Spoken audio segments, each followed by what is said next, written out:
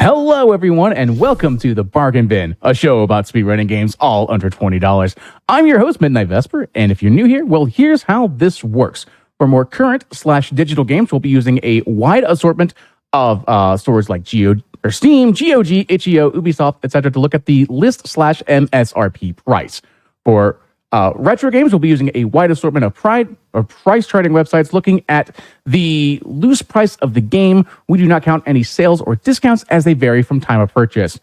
Before we go any further, do not forget, Summer Games Done Quick 2023 is coming up May 28th through June 4th in Minneapolis, Minnesota. Prize submissions are still open until May 15th. Head on over to gamesdonequick.com/prize-guide for more details.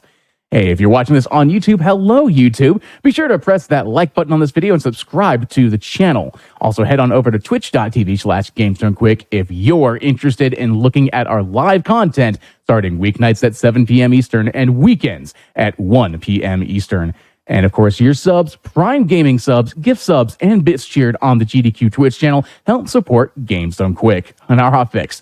Please consider subscribing if you enjoy the daily speedrunning content. And of course, tomorrow, starting at 7 p.m., we're going to have Game Masters followed by Time Capsule. Now, for our show today here at the Bargain Bin, we're going to enter part 2 of our Final Fantasy VI Pixel Remaster speedrun. Now, let me try this the way I possibly can. When we last left our valiant heroes, we had opened up Esperville so our Espers could help and unfortunately went berserk all over the world. Will our heroes survive and save the world, or will Kefka rule over all the lands? Of course, if you've played the game, you may know the answer to that one, but if you have not, well, let's go ahead and let Nightshade, Dine, and Sid take it from here and showcase the rest of the speedrun. Take it away. Hello. Whenever you guys are ready, I'll go ahead and load this up. And just let me know when you're ready and I'll give a countdown. Yeah, whenever you're ready. I have to wait a second because there's kind of a load delay here when you load a save file. Okay, there we go. Like locking up the inputs for a little bit. All right, and 3, 2, 1, go. They actually blocked out, when you load funny enough, when you load a save, they actually stopped it from either going out of bounds because your collision loads much later, or to do funny stuff like doing a quick save and then going past an NPC that's supposed to bar you for a sequence break. The Japanese tasser and glitch hunter Eddie has done some very wild stuff with abusing quick save, quick loads. If anybody's broken this game, Eddie has done it more than 3 other people combined, pretty much. Yeah, I've been like on the periphery of the community for a while, and his name is one of the ones I hear very frequently because this game is broken by them very frequently.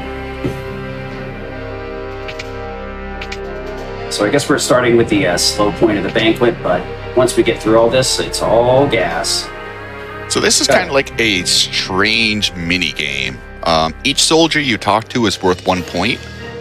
In SNES, each soldier you fight is worth 5 points. Pixel Remaster kind of changed how this worked a little bit, where you don't actually need to win the fights to get the 5 points. You just need to get in the battle and then you can run away. Oh baby, that sounds like a great change. And thankfully, the commandos by themselves don't give any AP towards spells. We're not missing out too much. The heavy armor gives some experience. You can really leave or take that. It all depends on the runner. So here we'll just be running around. In the SNES run, we'll normally talk to 23 soldiers, but due to a weird error we don't know about, we have to talk to all 24. It's not the big deal with the double dash or the quadruple dash. Since you just brought it up, we still are on the PC version. We were last time as well too, and we don't have the boosters in here, so no EXP multipliers, AP multipliers. So it's just the set number that we would normally get, no encounter turn off. So we're actually going to have to get the charm bangle and some of that stuff to not get in fights every 5 seconds.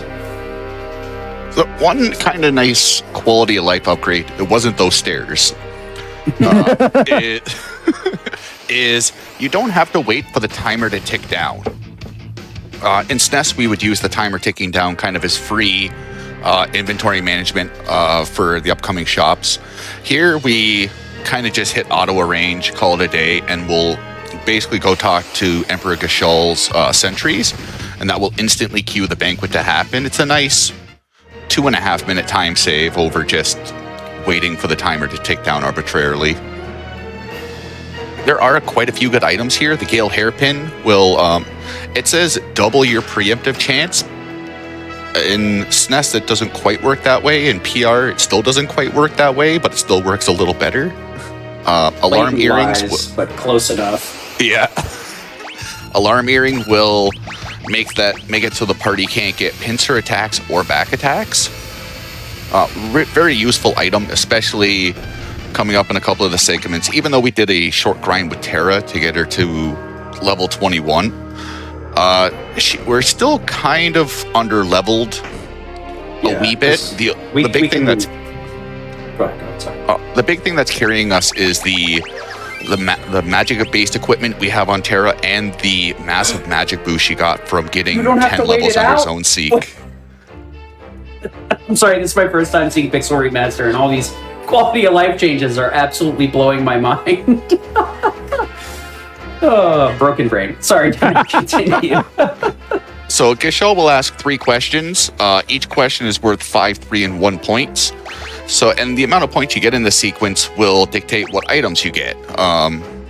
0 to 30 is like liberating South Figaro, then you liberate Doma, and then you get access to the weapons base. You get an item called the Titana Bar, which will restore hit points when you walk. We really want the weapons base because there's a lot of really good money, and there's a shop that sells broken items coming up, and we want all the money in the world.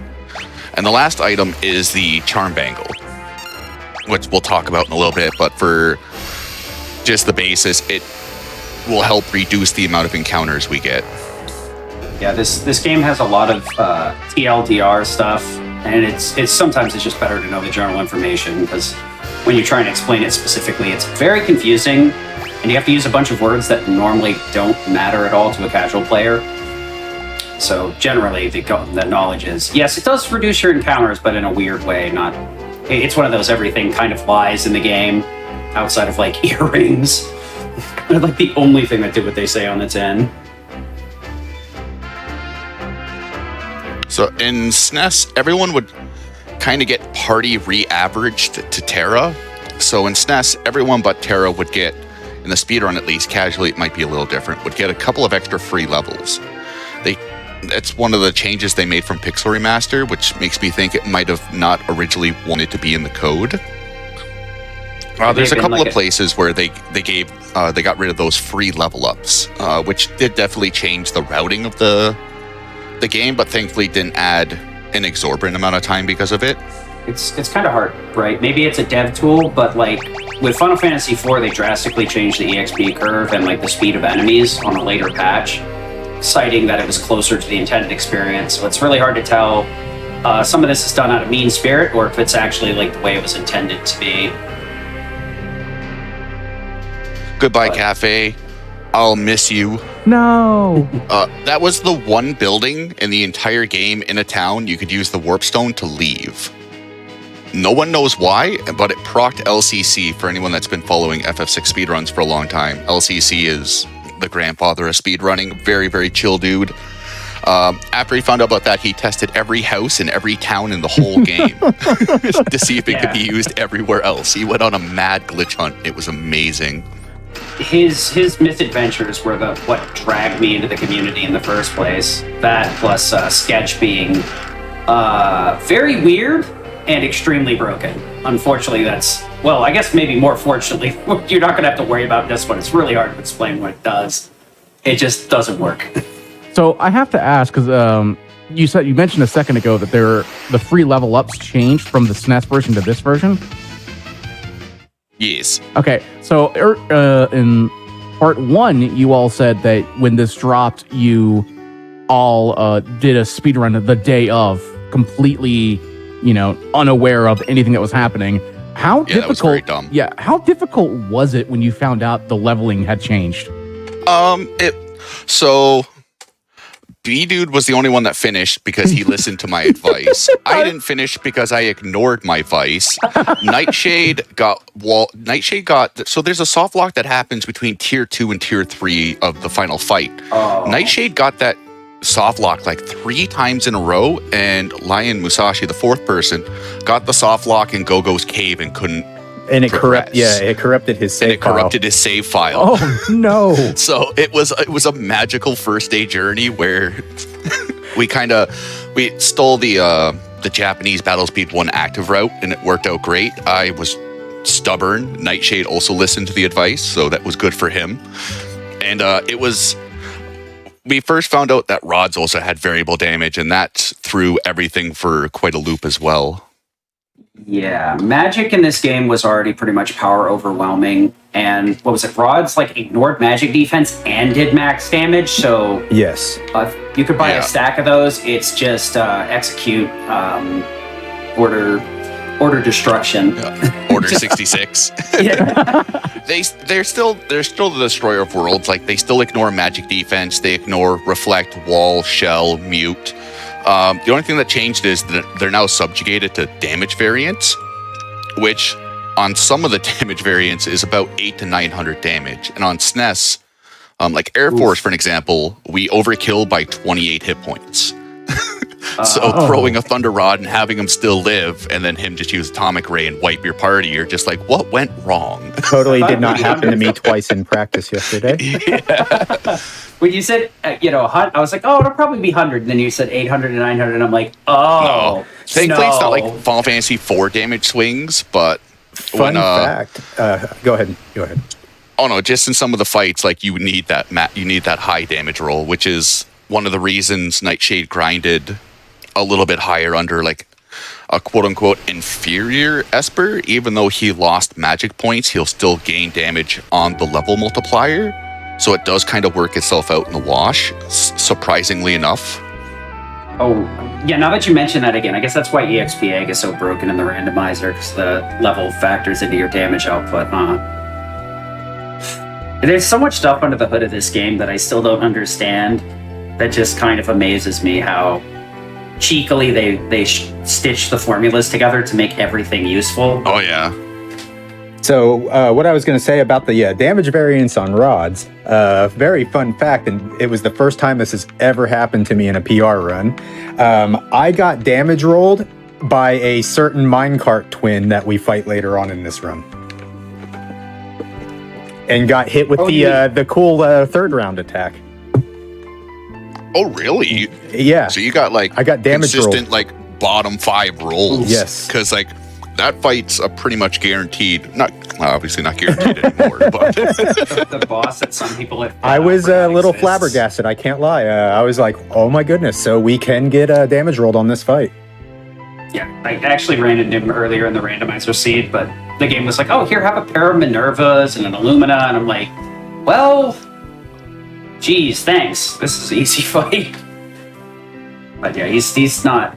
The thing is, towards the end of the game, we have a lot of enemies, and their weakness is kind of more elemental, so it's not just stock up on one rods. We kind of want to balance between the two, so we can deal with it. I guess it would still attack weakness, right? So having the right rod would help close damage ranges. Oh, yeah, because elemental weakness is double damage. So it's a very... We'll see it coming up in the boss coming up, but it looks like a very big number, but half of that number is just from it being weak to ice. Yeah. A lot of crafty routing with finding the biggest cannon we can get a hold of and then making sure it's the right element for the most part.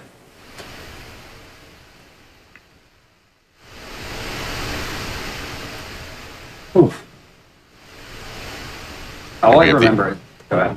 Oh, I was about to say, here we just have the awkward stare down with Terra and Celis. Awkward commentary stare down too there for a minute. Awkward silence. Who's going? Me? It's my turn? Rock, paper, scissors. No, I won this. I'm not going first. Rock, paper, scissors, lizard Spock. So we're finally getting to the old town of magic. These guys do not want to have anything to do with the Imperials because they're actually still linked to the ways of magic, despite Esper's up till now, the only people that have known magic have been Terra and Celeste. And it just so happens this entire village knows magic, which is really, really weird because the link has supposedly been severed up to this point. And the only way that our parties have been able to learn magic is through the Espers, which teach us magic and give us a once per battle summon that can be very helpful because of the amount of damage and elements they'll use. Lamasa is the basically the refugee from the soldiers from the War of the Magi that happened 1,000 years before the game. So they, as Sid was saying, they do have innate magic. It's been severely weakened just from over the years. Yeah. If you run around town, you can kind of see some nice little skits. Unfortunately, we won't be doing that for you guys right now. Yeah, it's a little bit too much time. Sorry, I'm gonna have to pass. Put that on the don't list. No donation incentives today, buddy. I could, but points to sign. Don't make me the tap no the fun sign. allowance sign? I thought I got rid of that yesterday. This inn is a giant money pit. So if you try to sleep here before talking to Strago, they charge 1,200 GP. Wow. And then after you talk to Strago, they're just like, one, go for it. Yeah, it's basically a story progress, so they're kind of like tricking you. But the thing is, if you come in here beforehand and it costs that much, you're not coming back. No. So a lot of people get really confused and lost here. I've seen it quite a few times. Where do I go? Oh, go to the inn. Why? It's like $1 bazillion. Nah, it's like a penny after you talk to the dude. Oh. But why though? I don't know. It's kind of like the tent island in 5, where it's like you're supposed to use a tent, and the enemies keep dropping tents, but you're like, I can kill everything. Why should I use a tent? The devs do their hardest to try and coax you into doing the right thing, but it's also like, but I don't need to. This is what we want you to do, but we don't want you to know it just yet. Yeah.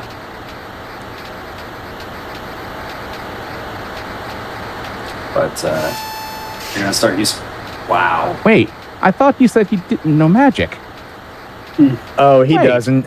He's trying to put the flames out, but he's literally about to cast a gas spell. He's just yelling at the flames, and he happened to just have an ice cream cone for dinner, so it's just spraying out. These are so fantastic. It's like I remember the OG where it's just like little sparkles. And you're like, what are they even doing? Are they casting a light spell on fire? That seems like an awful idea. No, it's a gas spell. Like, they literally just cast magic on it, and it ignites even harder. Yeah, I just ran through here in the randomizer, and this area is not fun. We're going to have to head inside to try and save the person inside.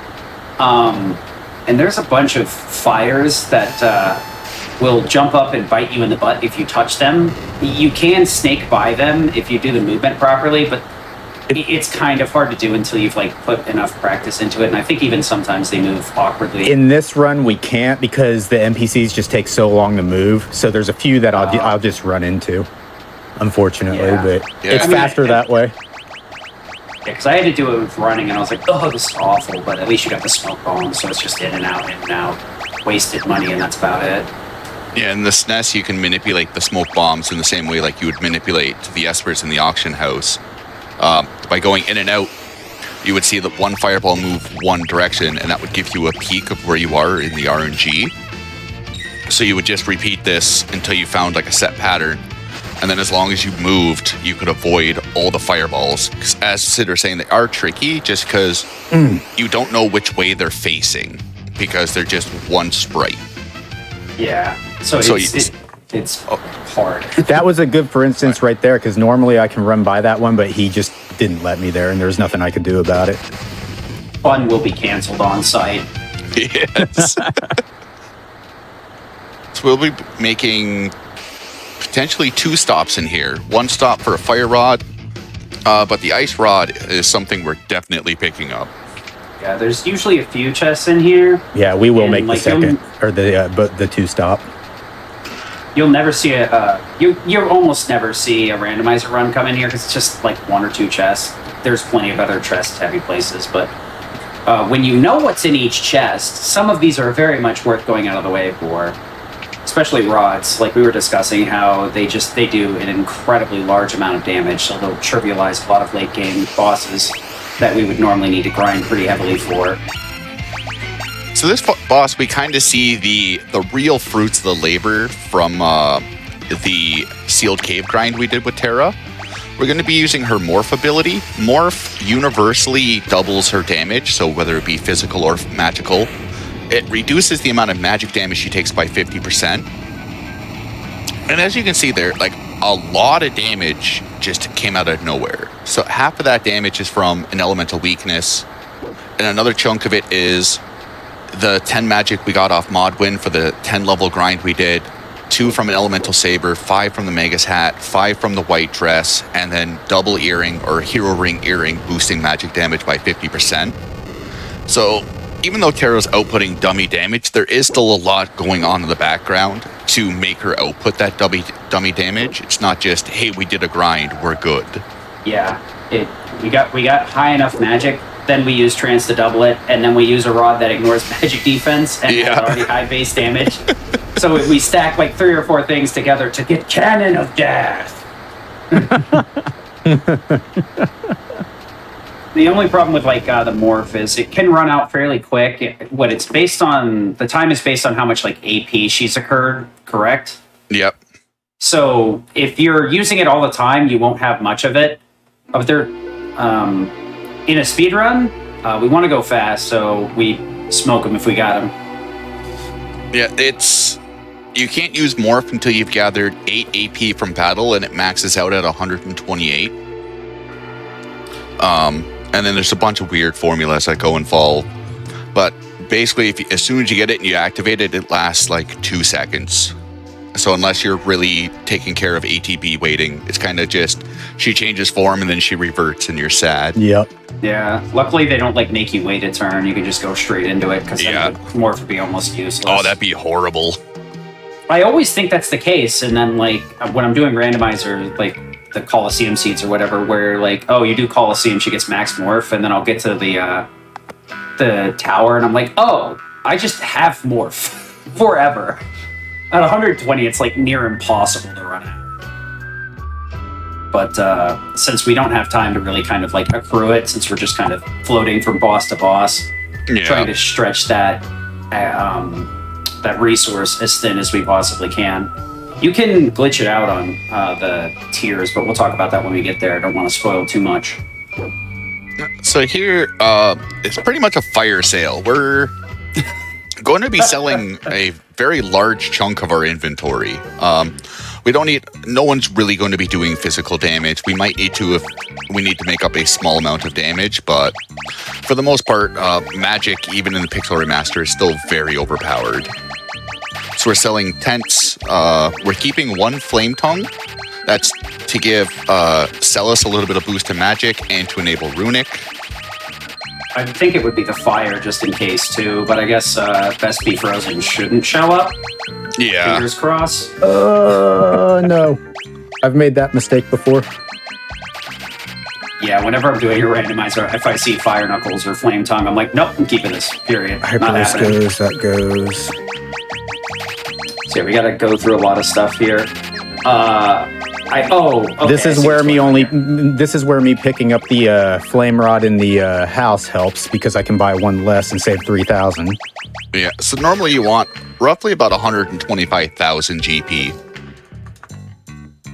So here we bought infinitely more ice rods than flame rods. They're for a grind that's going to be happening much later on, but the enemies that are weak to fire will waste more time than the enemies that are weak, or the enemies that are weak to ice will waste more time than the enemies weak to fire. So we don't really prioritize fire rods a lot just for that reason. Because there is no step route, we don't know what encounters we're going to get. It's always just better to err on the side of caution. And then if you save a bunch of ice rods, you can use them later on towards the end of the game. Wait. So funny enough, in this cave, if Realm's on screen, you can't get into an encounter. On SNES, you can in PR. On SNES, you can in this, yeah. Yeah, that's the one thing that's very interesting with the subtleties between the Pixel Remaster and the original. They kind of have the Pixel remasters kind of lean more towards the original brute force routes, because the SNES is pretty well advanced with RNG manipulation, controlling encounters, stuff like that, to minimize the amount of time loss. I love Ultros. Oh, he's a thing. He just had to do his little thing to lock there, didn't he? Ultros is such a win. character.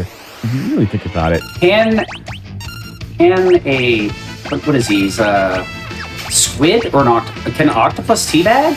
Well, he That just seems like did, what he sir. That's been answered. Oh boy, Wait a minute. Oh, that's not good. it's all right. The big thing is Yeah. Terra survives. She has plenty of HP. She's strong enough to deal with whatever Ultros is going to try to do. And we got the Yeah. white cape. Yes.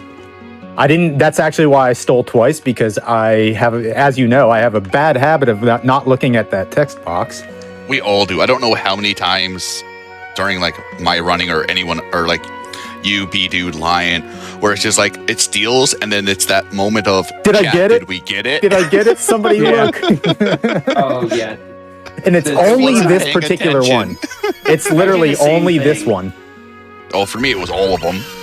I just hit steal, start looking at chat, and just be like, "Oh wait, I need to pay attention here." Yeah, there's a couple of bosses in like Final Fantasy VII Remake that do the same thing, where they roll one random element. You need to use the opposite. Hey, I didn't And get on the damage final rolled today. boss, on the final boss, I have an awful habit of forgetting to look, so I have to wait for them to cast the spell. And I usually get punished pretty hard for it. Have you ever casually played like in that scenario where you would forget to get where you got the white cape and then you died and had to come back casually and then you still think you had it, forgot to steal? Or is that No. just All me? the time.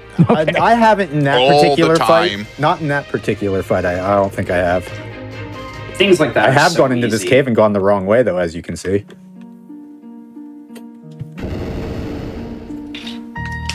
Yeah, since I do randomizers all the time, I'm like, what?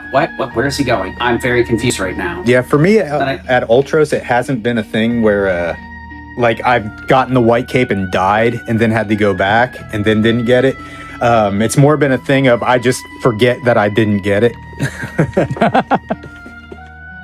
Which isn't so bad in this run, because I'm used to not selling the first white cape we get at the beginning of the game. Whereas in the SNES run, we do sell it. GP.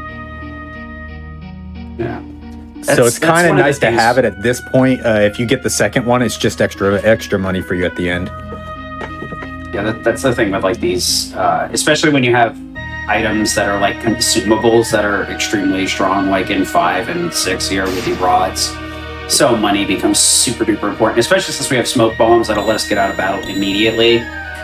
It's almost paramount to collect as much money as possible so that you minimize time lost to encounters and minimize time lost to bosses doing anything other than just fading away immediately.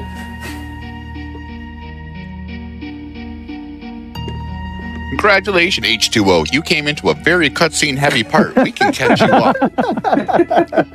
There was a little child that got kidnapped by a puppy dog. Got turned into a slave via a crown and got piloted a very heavy piece of machinery.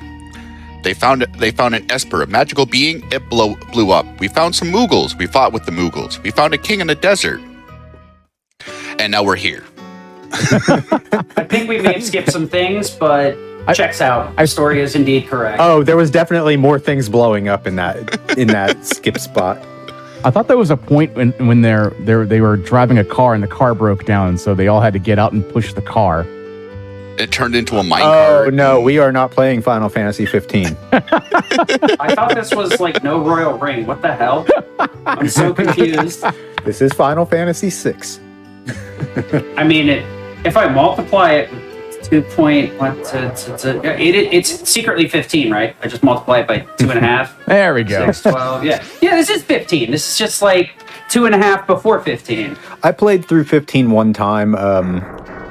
I know it gets a lot, for a lot of people, it gets a lot of hate, but honestly, like the one playthrough I did of it casually, I enjoyed it. I like the fishing. That was I about it. love the fishing. I don't know what it is about fishing in RPGs. It's like Breath of Fire 3, 15. They're just so fun to do. I did not like the secret dungeon. No, that was a pain. I didn't go through it. I messed with it for a few hours. I'm like, nope. Nope. Did you say mess for a few hours? Yeah. The hidden one? The one that you have to use the flying car for? Oh, yeah, okay.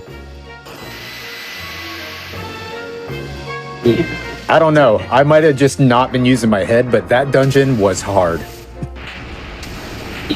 Like, until you, like, the more recent ones, I feel like the more you have to, like, peel the curtain back and look under the hood. Because, like, even for me, Final Fantasy VII Remake was really rough until I started learning the speedrun. There's a lot of, like, little nitnoids. Oh, well, this enemy dodges if you physically attack them. Oh, this enemy's weak to ice, but we'll straight up dodge the spell. Here we are. We're going to see Leo fight Kefka, and this is honestly one of my most favorite animations in the Pixel Remaster. They did such a good That job was with so Shock. nice.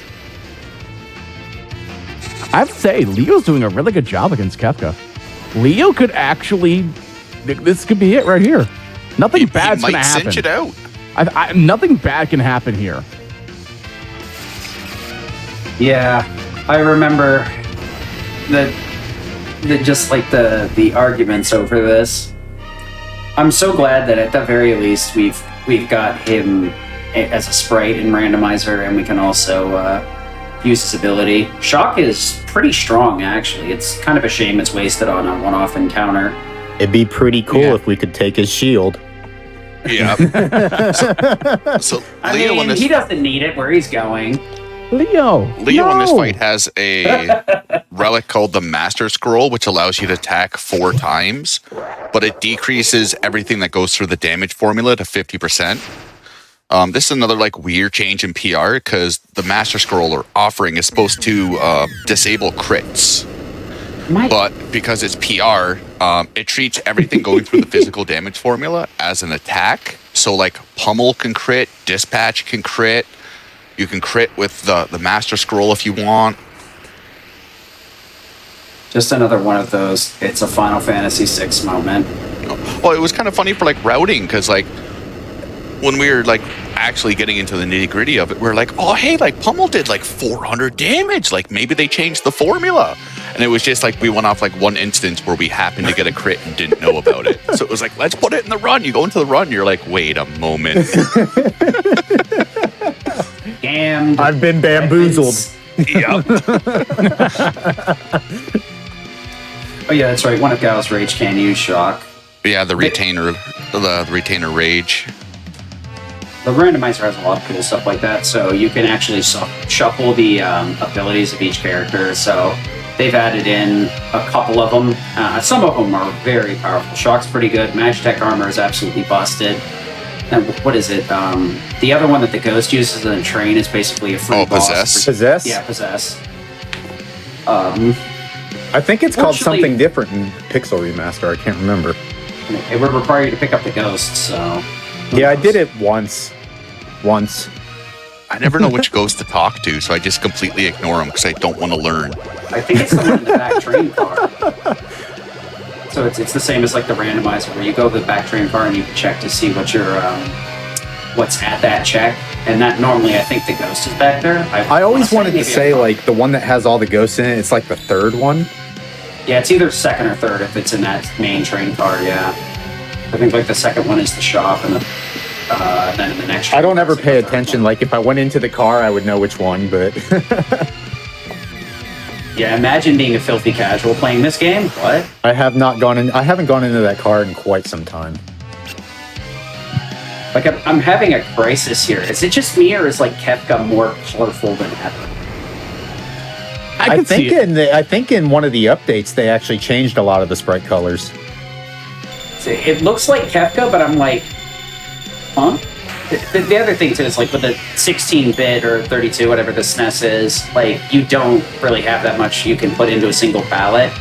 So like he's definitely more colorful, but it's in such an interesting way. It makes him look like the clown he really is. Yeah. That was due to one of the updates. I think it was like patch 1.0.2 because a lot of people were complaining because they increased the amount of colors per pixel, but it somehow made the characters feel less bland. And then the update came around and really just started making the characters pop out more than what they originally did, which was a very nice visual change. Yeah. I never noticed when we were talking about it. I just now noticed that Kefka has different color pants. Yeah, that's what was getting me. Yeah, and it switches. If you pay real close attention, the red and blue on his legs switches back and forth. Especially when he starts doing little animations and stuff. It'll start going like 3D back and forth real fast.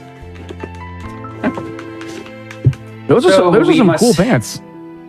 I guess there is Disco Hammer pants. The bid adieu to Leo, his good equipment, and his good ability. It was a sad adventure. Too bad we only knew you for 10 minutes. See you later, buddy. Yeah. Had a huge build-up, went out with a bang. I still maintain Go-Go is either Leo or Gestalt. That's the one cool thing is that Nightshade just opened an entire can of worms. I love like the fan theories of these games. Like obviously the more popular, like Final Fantasy VIII Squall's dead since disc 1. It's so much like whether it's correct or not, it's just super interesting to see like how you can apply these theories to the story and they fit to some extent. Wrong or right, whether you believe them or not, it adds like an interesting depth to the story. Absolutely. Yeah. I mean, Go-Go has so much mystery surrounding him. Like, he may very well be somebody. We just don't know. I've never met a man that likes chilling in the gullet of an animal. Man. We don't even know if he's a man. That seems like the perfect place. Yeah, I mean, there's that That is, I guess, like, definitely a they. For sure, because we have no idea what we're dealing with. Just...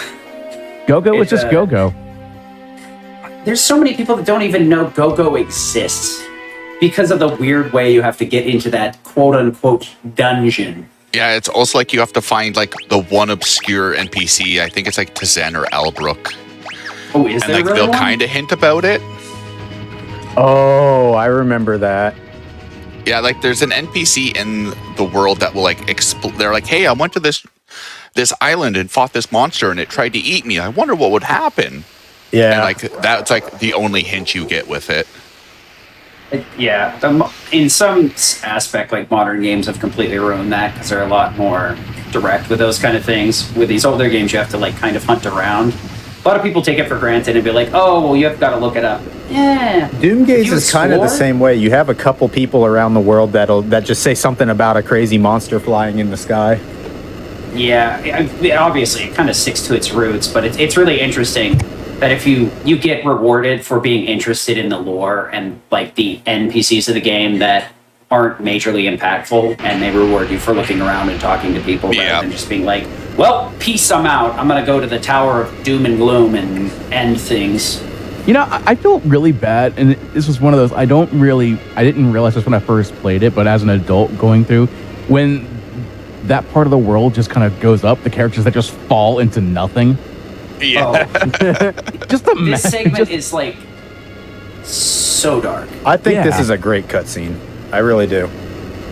It's not always the most fun to watch in the middle of a speed run, but the cutscene itself, like casually, it's a very good watch. As a kid, over my head. Like I used to play with my brother, and we'd use the co-op feature, and I'd get Edgar and somebody else, and he'd get Sabin and somebody else. So we were both brothers, and like some of this stuff would just fly straight over my head. And looking back, it's just a wave of nostalgia. Like this was actually originally meant to be the end of the game. Yeah, I think we were talking about that last time. I was like, what? Excuse me? So, a lot of, funny enough, like the World of Ruin happened because the development team was ahead on time. So instead of just like sleeping at their desk, they decided to do something.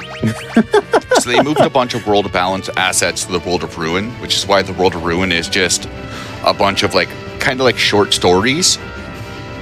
And one of the key things about that outside the interview was this was supposed to be a throwback to Final Fantasy V, where you only found ninjas in the final dungeon. Yeah, there actually, I don't know if it's still in this version, but there was a co-op feature where if you plugged a second controller into the Super Nintendo, you could, in combat, assign characters to that second controller to control. So the first player would move around the world, do the menuing, and control however many as they assign to themselves. And you could assign the second controller to choose whatever actions for those other characters. So you could go, 3-1, so the main player could control 3 and the other person could control 1. Or, 2-2 and split it between the two. It's a really interesting mechanic that not a lot of people know about. Nice targeting. Yeah, that was nice. Unfortunately, we need Edgar to live through a fight because I did not learn slow in part 1.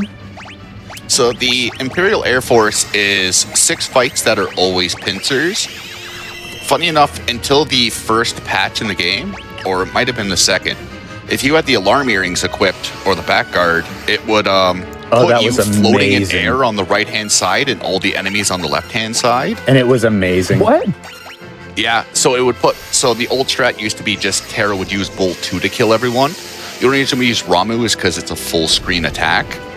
But since we could force the enemies to the left side because they broke the back guard or didn't think to try it, that any forced pincer or back attack would automatically be a normal attack with the alarm earring for like any fight in the game. So I noticed it was so broken. So, Nightshade, I noticed before this whole thing started, you did a quick save. Is that because of how tricky this section is, or is it just a safety save? Honestly, I really don't have to safety save there. I just did in case something weird were to happen. I don't really want to have to restart and watch that entire cutscene again. It's more just just for marathon reasons. Terra's strong enough, I should not die at all here. But if I were to just make some just silly little error and she dies, we don't want to have to rewatch that whole cutscene. It also has some slight queuing issues at times where even though Terra is supposed to get her turn, sometimes the game's battle engine gets rather confused and Terra just stands off into the distance, and then the enemies get another round of attacks. Oh, I didn't even notice that gold star when you learn everything. That's nice. Yeah. So as Sid just pointed out, when you learn all the, when you master a Esper, essentially you learn 100%. You learn every spell it has. It puts a gold star to kind of tell you, hey, you don't need this anymore. Like if you're trying to achievement hunt or whatnot. Learn everything. Man, Edgar is just not doing good. Yeah, here. he got slow, so we got what we need. We got what we need. So Edgar dying during this is preferred / preference. We're really going to stop caring about Terra soon, and Celis is going to be the big carry. Yeah. So Edgar dying during this means more experience to Celis. If he lives, it's really nothing to reset over. Floating Continent is its own kind of beast, and unless you get very, very unlucky with single enemy encounters, more often or not, Celis is going to get to the level we need her to be no matter what. You're looking for slow on Edgar. Did he already grab it? He already does, in fact, have it. Okay, so that problem solved. And we're forced. We will do a quick save here because not this particular fight, but the one immediately after it can just decide that you don't get to advance.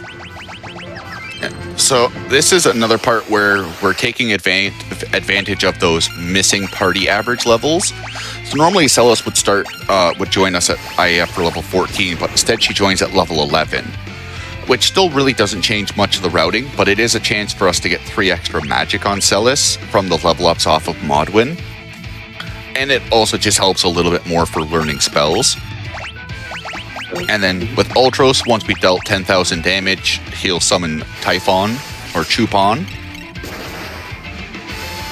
And as Knight was mentioning about with Air Force, Pixel Remaster, in SNES there was a lot of HP limitations. So the game would divide the bosses into phases based on how much HP they have. This fight is Pixel scary. Remaster, they have access to their full arsenal right at the start of the game. Atomic Raid is a very unlucky. Okay, I'm alive. No, this is fine. Fine, Just live, Celis. Just get it off there. Thank you. So in SNES, that would have killed the main body, and the battle would have ended. Damage range. In Pixel Remaster, you have damage rolls to deal with, but also you have to kill the missile bay and laser gun. So even though if you kill the main body, the two little sides just kind of sit there floating in space and taunt you. You don't know how nervous that fight makes me. That's one fight where it can go sideways very, very quick, especially because We get a full heal after it, though, at least. yeah, instead of before it. Yeah. So Shadow's not going to do much for us here. We could pick him up. Okay. But we'll end up getting separated So shortly this is anyway. The only thing about like not picking him up and saving at the end here would just make it a little bit more complex to pick him up, but or get him again in the next segment of the game. But we really don't need to worry about him. We're going to avoid picking up as many extras as possible. Oh. Yeah, Shadow at this point is just someone that's going to be leeching experience. Okay. This is fine. We'll just slow down the Gigantos fight, I guess. We're just going to pray for Edgar to Mr. Punchy. use his blocking ability. Yeah, every time you open a random chest that's trapped in randomizer, you're like, oh, Gigantus, it's good. Oh, wait, no, he's going to actually devastate me. This is not good. So this is kind of where we start really skyrocketing Celis. Gigantos is worth 7,550 experience for one character, and whatever that number divides into with however many people live, which is Sad Panda. So we're going to... Knight's going to use a very specific fight strategy where Edgar uses Bio because Gigantos is weak against Bio. He also already has 0 magic defense. So you're using rods in this fight isn't going to really change anything because you're not losing damage to anything. And you can see, like, even though Edgar's not the strongest tool in the shed, he still did 1,500. I see what you did there about tools. Ha, ha, ha, ha. One of the nice things about Edgar, as long as Edgar gets one bio off, you're okay, because like you can see the bio ticks or the poison ticks, 750 damage is nothing to scoff at. Yeah, one of the other things is we've been all outing on magic between Mega Stats And we got and some other 18. equipment to give us a lot of base magic boosting. And we're juggling around relics to just try and minimize encounters as much as possible. But when we get in fights, we're going to be using basically setting up so we have double earring for a 50% bonus as well. The stats seem kind of small, but I believe it's Enhancer that we can get at some point, which is like +7. I don't know if it's picked up in this run. Yeah, in Nikia shortly after the start of it. Yeah, Magus Hat's a really early armor that gives +7. Not a lot of armor, but when you're just trying to one-shot everything, it really doesn't matter that much. So a few armors that are okay, but mainly the really busted ones give you additional stats too. So we're slowly but surely building up over the course of the game. In SNES, the enemies... you can't auto-battle Espers. No. The enemy stamina stat, which dictates instant death, regen, curing, poison tick, seizure damage, are all governed by how many hit points they have, like their max HP. So if an enemy has over 542 HP, they have 40 stamina, which is max. In Pixel Remaster, they use a slightly different formula. So normally you could just throw Thunder Rods and be okay, but because of having the Japanese game Magic, which is a 25 increase over North America, Shote is just the much faster animation, even though it does have a slight chance to miss. As we just saw. Yeah. Which resulted in me having to get out of that fight. Just wanted to show that to everyone in the class, just so you knew for sure is the thing. We're not lying about it. It's all just mostly about resource management here, where the less rods we spend on fighting encounters, the more we have to progress in the second half in the game. Yeah, it doesn't hurt to grab a little bit of extra AP and EXP here too. This is a very AP-rich area, if I remember correctly. Yeah, I don't take dragons just because I don't want to use the rod.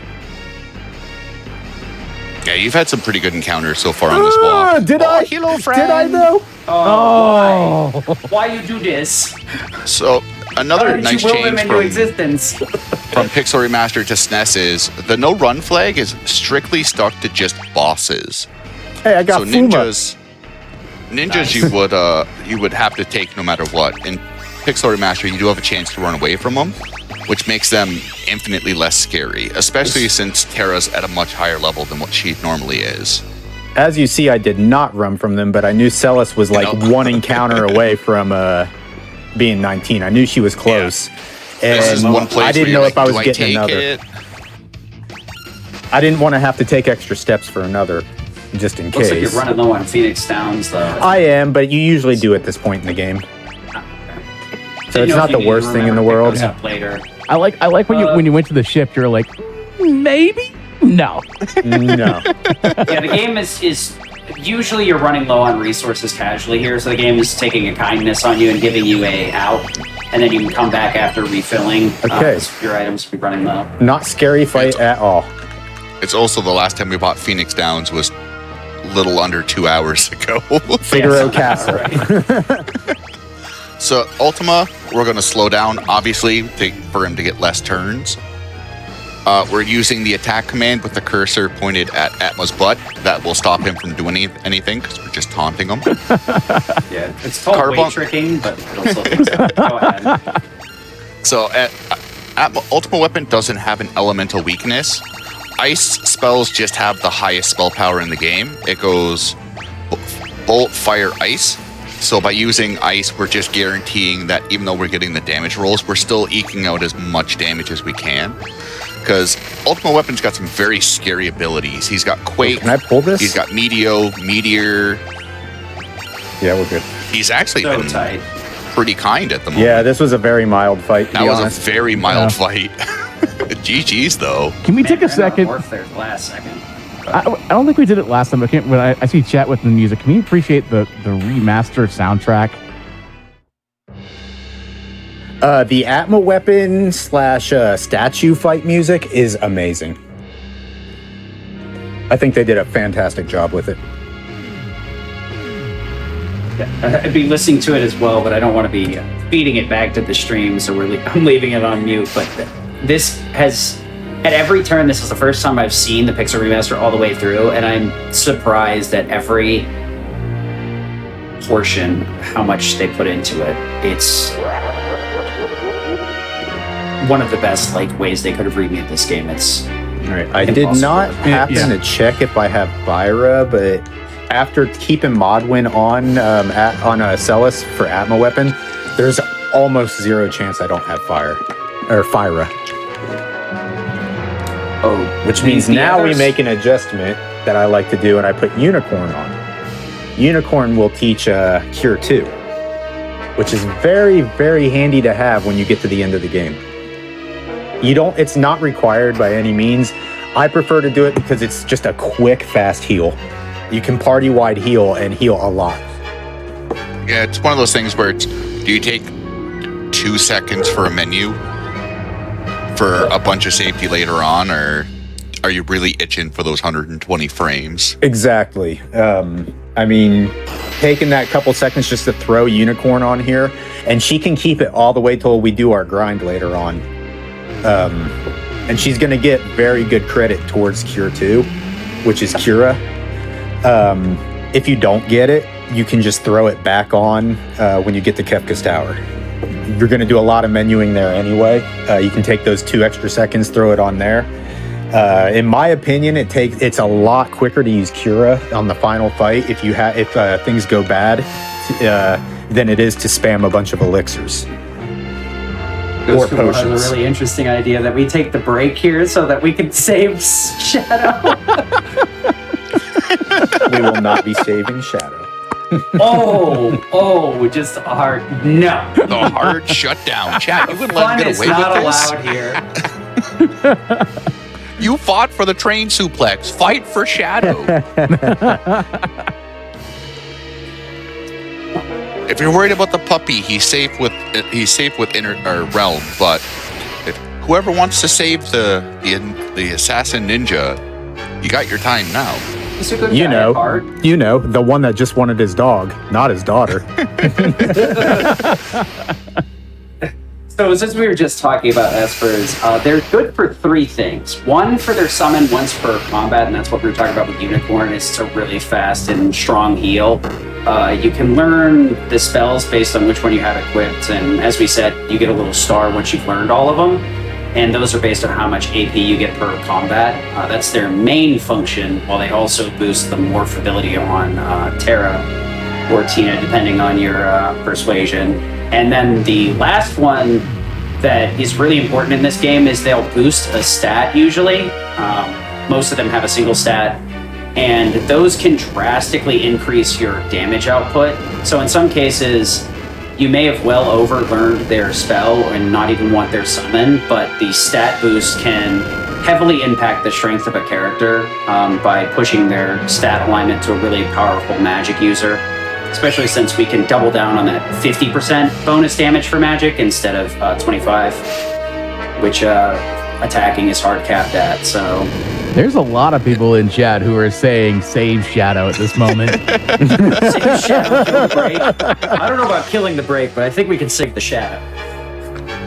Yeah, most of the stats in PR cap at 128, where in SNES, a lot of them capped out at 255. Speed was really weird because you got a free 20 points to speed just because of the battle system.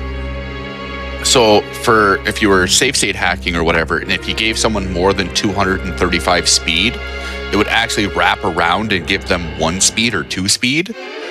And the game doesn't know how to handle speed under 8, so you just didn't gain ATB at all. You just had like a dead character in water. So like the easy part though is even when you're doing randomizers, if you get an Esper that boosts magic early, you can get into the hundreds, and that's more than enough. Once your magic starts getting into triple digits, your damage is high enough. You really can. Wait, did he just mute himself because he hit himself with the Blizzara? Yeah, that's an AI script. They cast Blizzard, they cast Mute on themselves. I actually forgot about that. These enemies are interesting.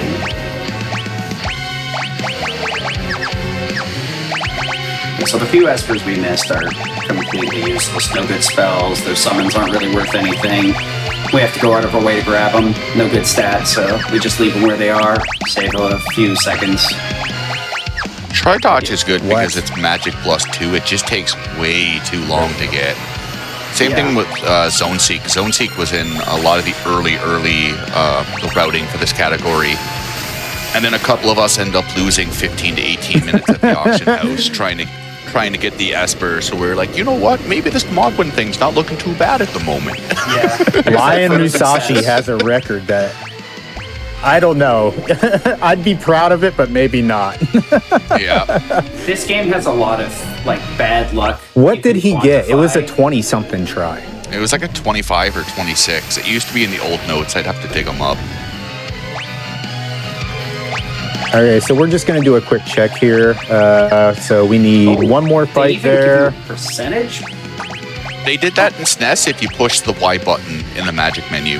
Okay, so we are good here. Quality of life changes have my brain broken. We are going to grind a fight here. I could have got around this if I didn't put the charm bangle on, but it's fine.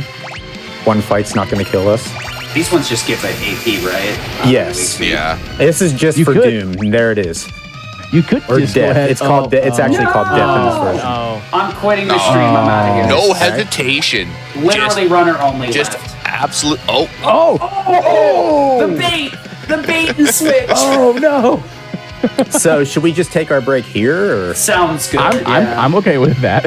Our producer's okay with that. Okay. It's up to you guys if you guys want to or not want to stop timer here. Man, I'm here for the ride. Doesn't matter to me. That'll be up for We can take our 5 here if you want, and okay. we can. That way we can save Shadow for the fans. Yo, chat revolt has won for once. Chat's going to be so happy. But yeah, while we do this, we're going to go ahead and take a small little break, get up, stretch, get everything set up for the rest of Final Fantasy VI. Like, once again, get up. Good time to get up, stretch, get some water, hydrate, etc., etc. We'll be right back with more Final Fantasy VII Pixel Remake.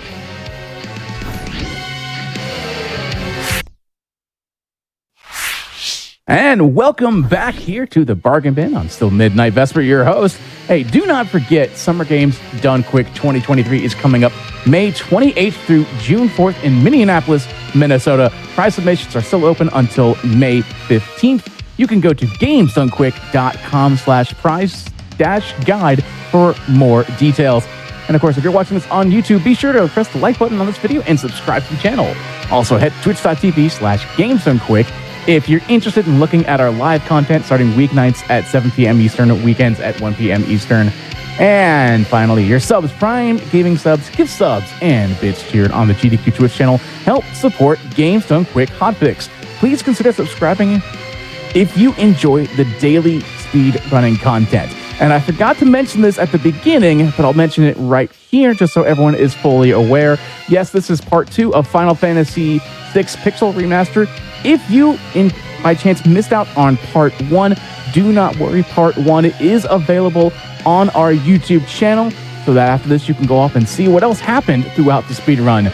Now, without further ado, I believe we are ready to save Shadow. Or maybe the exclamation mark of Shadow could just be there as a troll. I don't know. All right. Oh, I'm so close to the sun, my shadow is right here. All right, timer in 3, 2, 1, go. Now that the audience... There you go, audience, you got your blood. Enjoy it because it's the last time you'll see him. So if we only planned this ahead of But time, we here's the could thing. have bought a bunch of poison rods and thrown them at Poltergeist. But here's 'Cause- Ooh. so if Shadow dies in the floating continent, you lose access universally to the throw command because there's not a living person that Go-Go can mimic. And poison rods are the only rods that are worth throwing over breaking, just because they don't break and cast bio, they break and cast poison, which is a very weak tier 1 spell. That's interesting. I never realized that was an interaction in the main game. There's so much, like, stuff you completely take for granted. That's pretty cool, actually. I know, like, even a lot of people, I'm sure, that picked up Go-Go thought he was completely useless, too, because... Yeah. The thing is, you can go into the status menu, I think it is, and change his additional abilities, not just Mimic. You can actually assign 3 different abilities to those open slots. Which in turn means you can go, go, go. Go indeed. Also, I really enjoyed how they added the explosions and all of this here to really simulate what's going on.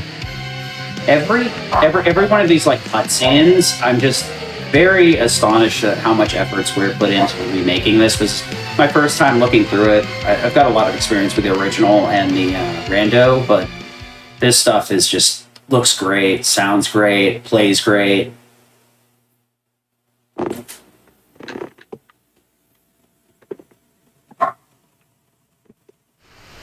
And now our party is torn to the winds. We start with a single character, the Celeste, which is why we were beefing her up a little bit there towards the end, and brought Tara along so that we could actually wipe everything out, and Celeste there to kind of soak up some of the extra EXP. At least they were kind enough to start us with a character with innate magic each time. So I have to ask, since we did save Shadow... ... No. Okay. No. Rejected immediately.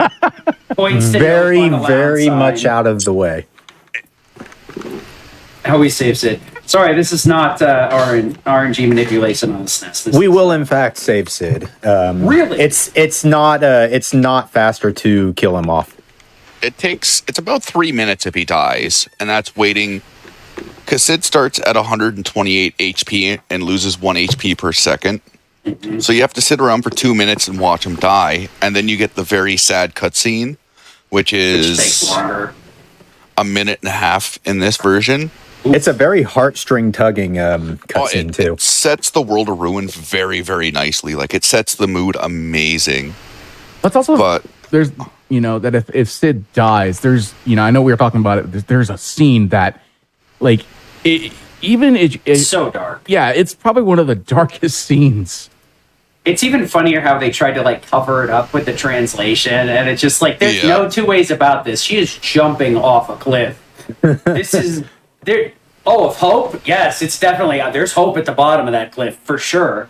That's why you see everybody jumping off cliffs. But it's also like Woolsey. I hope I don't survive this jump. Woolsey had to work through the constraints, but it was also like Kefka in the Japanese version was very, very crass, crude, and he swore a lot. Like Woolsey made him into the lovable clown that made him memorable for so many people. It's so wild how Woolseyisms make, like, kind of redefine some of these games with the rescripting. Sometimes it's very awkward, but a lot of times it's funnier. So are the fish, like, is it easier to get better fish here? Yeah, top right. They also suffer from the NPC freezing when you load a room for 2.5 seconds. Oh, so it's free pickup, basically, instead of them just getting away immediately. So in SNES, you usually want the fastest fish and the medium fish that spawns in the lower left corner for healing. In Pixel Remaster, it's always the 2 top fish. One of them will be the fastest, one of them will be the average. And you can see there, like, Nightshade drawn onto the beach, ran to the 2 fish, and they hadn't even started moving yet. I mean, it doesn't hurt that we're going at, what, 4 times speed? Warp speed. That's a bad roll. Empty beach. So here, Nightshade will talk to Sid. This will move the RNG value forward, which will redraw the beach. And it's basically you just keep doing this over and over again until he shows you his secret workshop.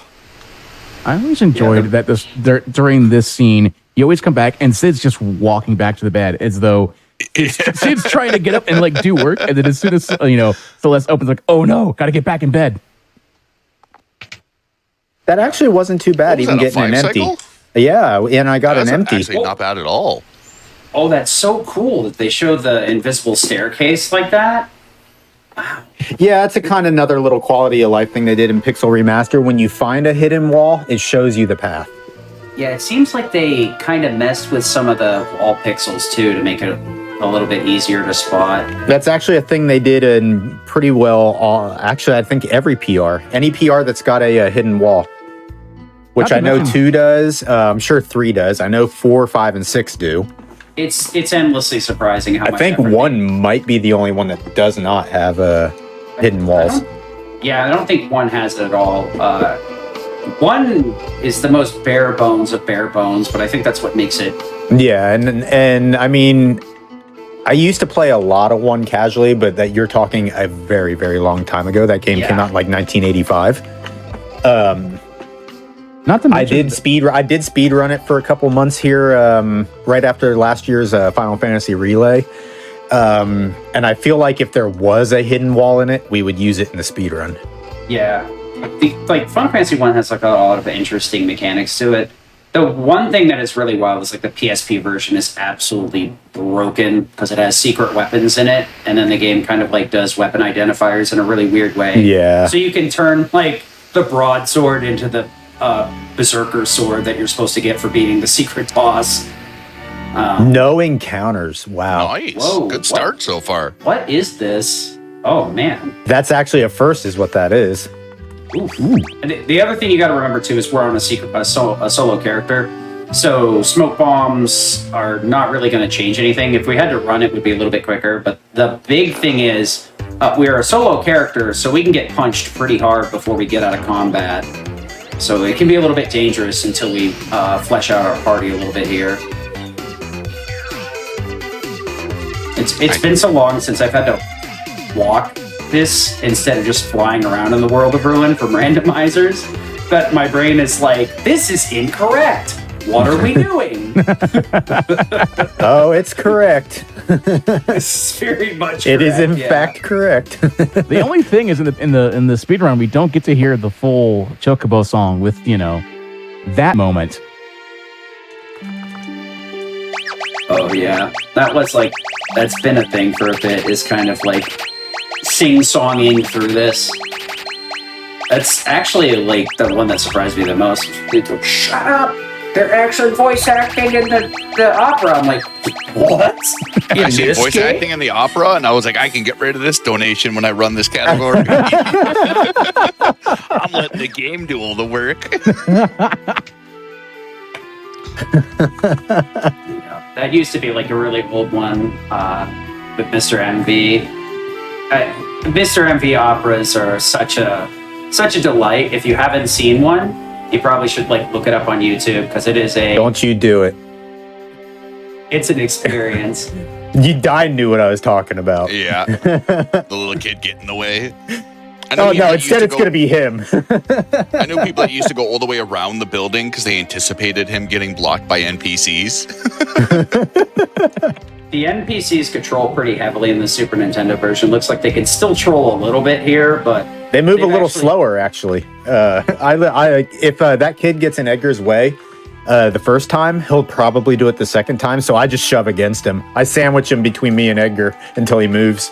This is also throwing me off, too. It kind of forces him to move a little quicker if you're pushing against him. So the shop in Nikia, we sold a bunch more items. We bought an enhancer, a diamond shield, and a priest miter. Priest miter is Bart's hat. The enhancer, instead of giving the flame tongue or thunder saber giving +2 to magic, this gives +7. So to beat the dead horse even more, with the enhancer, Mega's hat, and white dress, we're now at +17 magic. Even though the Mega's hat and the white dress are very outdated pieces of equipment at this part in the game, the magic damage they offer is it's too good to pass up. The Mega's hat is something we'll pretty much be carrying till almost the end of the game. Diamond shield. Go ahead. Oh, diamond shield for protection. And we also were doing a little bit of shopping manipulation. We're making sure our GP didn't end in 1. Do you see that? For not this boss fight coming up, but the boss fight after it.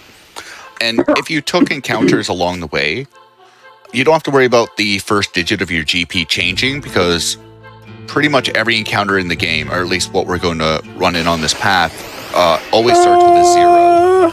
And this is some bad fights. No. This is what I was talking about with being very.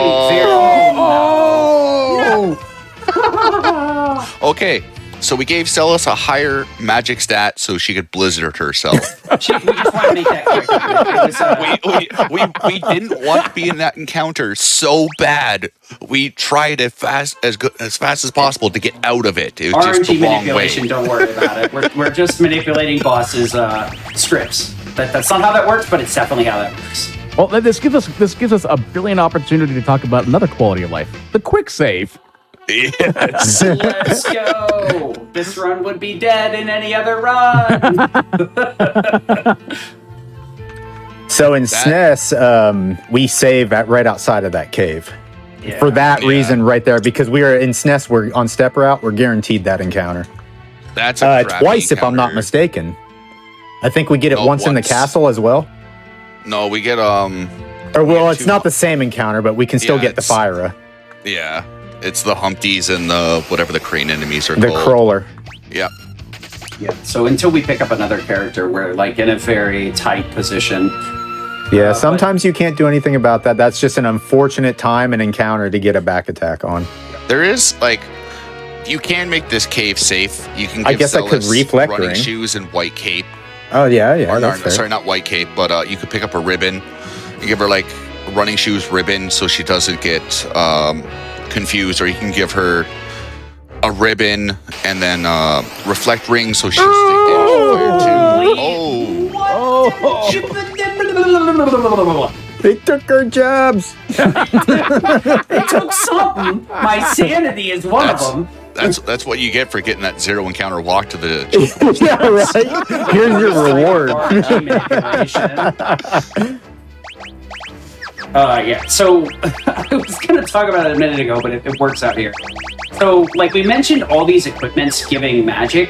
When we build up levels, that just goes into the raw damage formula. It doesn't really give us a ton of stats. So that's why it's so important to pick up stats where we can from equipment and double down on earrings to get that 50% damage bonus. And also spam rods, which ignore magic defense and have a really high damage output. But I'll let Dine explain how this works. So, go ahead. Fun time goes. So Celis has the Reflect Ring, obviously to reflect spells, and she has the Hermes Sandals for a permanent haste. The tentacles can only grab you after they do an ability called Stun or Entwine, which inflicts slow. So with Celis always having a permanent haste, she can never be grabbed by the tentacles. The lower left one is weak to Doom, which was why Nightshade took that extra fight on the floating continent. You don't need it for this fight, but that lower left one has the most hit points, and these tentacles in general just have very high magic defense. And it also absorbs ice, so you would have to either like chip it away with drill or... Each one has like its own element, right, that they absorb. Yeah, it's a very interesting fight. This is a very tough fight for being so early in the World of Ruin. Oh, I guess one thing to mention, we completely skipped grabbing a character. Yeah. So on that beautiful zero encounter walk we were praising Nightshade for, and the game was beating him down for it, we were supposed to go grab Sabin on the way. So you're supposed to technically have 3 people in this fight. Yeah. But Sabin, in the SNES speedrun, we pick him up much later, so we got an extra free 6 levels. In this, it's just, you go through a house, it's kind of like a 2-floor dungeon. You go through it, you get him, and he just doesn't add anything. He doesn't really speed up the fights. It's an extra body to kind of get slapped around, but it's not worth the time investment. Yeah, and this is what you would have to do in a gimmick run called CES. And S is not for Sabin, it's actually Celeste, Edgar, and Setzer. It's a challenge run where you only pick up the 3 absolutely necessary characters to go to the end game. Why do you love me so much? This 4-pack hates me. This is too much affection, please. I no means no. No, give us more of this. The adrenaline spikes. It's really you're walking that line of, do we get Mad Sickle and then fire 2, or brain caffeine, having a brain burst every fight. And then, as a SNES player, if you've done the SNES speedrun, you know how cringy that fight can be.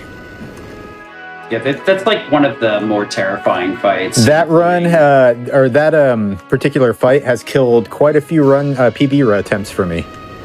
The other run is what, Double Ninja, Slam Dancer. Those are the like 2 most cursed fights you can get into, I think. Yeah. Ninjas on Floating Continent, Slam Dancers, and Zozo.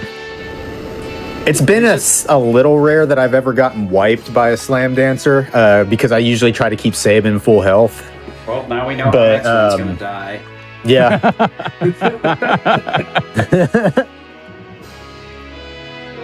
We could also pick some more items up here too, since we got Edgar added to the party. We could double back to the stores there and use it for the half-price discount. There we go. My brain wasn't working, so I needed to use wondering where you were going with that. I was like, I'm just going to let this man process it. This seems like a magical journey. Every once in a while, it's just like hard reboot mid-sentence. I'm like, what? Usually why I teeter off when I talk. Yeah. So we get to grab Setzer here. Slots can be manipulated. You could do some pretty wild stuff in the SNES version. I'm sure most of them have been addressed in the Pixel Remaster. Is that right?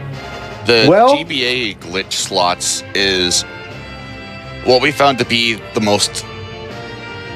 only way to like really glitch the slots, but it's very, very timing specific. Yes. And yes, so the GBA strat. So it's nothing where it's like we can sit here and be like, we can nail Joker Doom every time. It's like you get it once out of every like 12 tries. I do have a fun story. So when we did our day 1 race, that one that was just a massive mistake. Dine had mentioned earlier that I had managed to soft lock on tier 2 3 times. Well, I was doing something I had no business doing on the tiers fight. I was pause buffering Joker Doom. Oh. And yeah. So one time it locked on me on the transition. The other 2 times I hit 777 and it locked the game. Yeah. So like death can kill stuff, but I believe Joker Doom will bypass it if you can hit the boss with it. There's a really like interesting strat where you could use a reverse and bounce it off your party, and it would ignore the death prevention flag. So Setzer used to be, and can in some cases be, very broken, but it requires a skill set that makes it fairly obnoxious. And I'm pretty sure it's... Go ahead. Oh, sorry, go ahead. I'm pretty sure it's considered a glitch, right? So, well, yes. Actually, glitchless is pulled over from you're Japanese bypassing route. Death immunity. You're not really bypassing, because Joker Doom's just level 5 Doom without the level modifier, and level 5 Doom doesn't check death immunity. That's fair. It's the Japanese rule set decided to take it out because if you included it, it would just be another slower version of Sketch or no Sketch, right? Or no Sketch, no wrong warp. Scuffed any percent. I guess I'm thinking Vanish Doom is what bypasses Death immunity. Vanish Doom does bypass because the game checks for the Vanish status first. So it's like, oh, I see you're invisible. This spell will always hit. And then it's like, what's an immunity? That's Vanish Doom's gimmick, is it will make it so that you always get hit by magic, but always evade physical. As soon as you get hit by a spell, that's the wrong direction, guys. Sure, yeah, okay, that was intended. Yeah. Manipulation, don't worry about it. RNG manip. Yeah. That's to be sure I don't get that muddle fight ever again. Setzer does happen to have some really cool bards that can inflict instant death, but we won't be bothering those. He also gets the fixed dice. Unfortunately, there's only one in the game, so you can't get really cheeky with it and go Genji Glove plus Offering to get 8 dice throws. The damage is mainly based off your level. It can roll high or low, but it can do a lot of damage, but we won't be able to grab one. So something amazing happened that I want to touch on real quick based on that the other day. My buddy Captain of the Dorks was running, and he kind of messed up the Tears fight. And I told him I told him you can put fixed dice on Setzer and just pray. And he got the 9999 and it killed Kefka.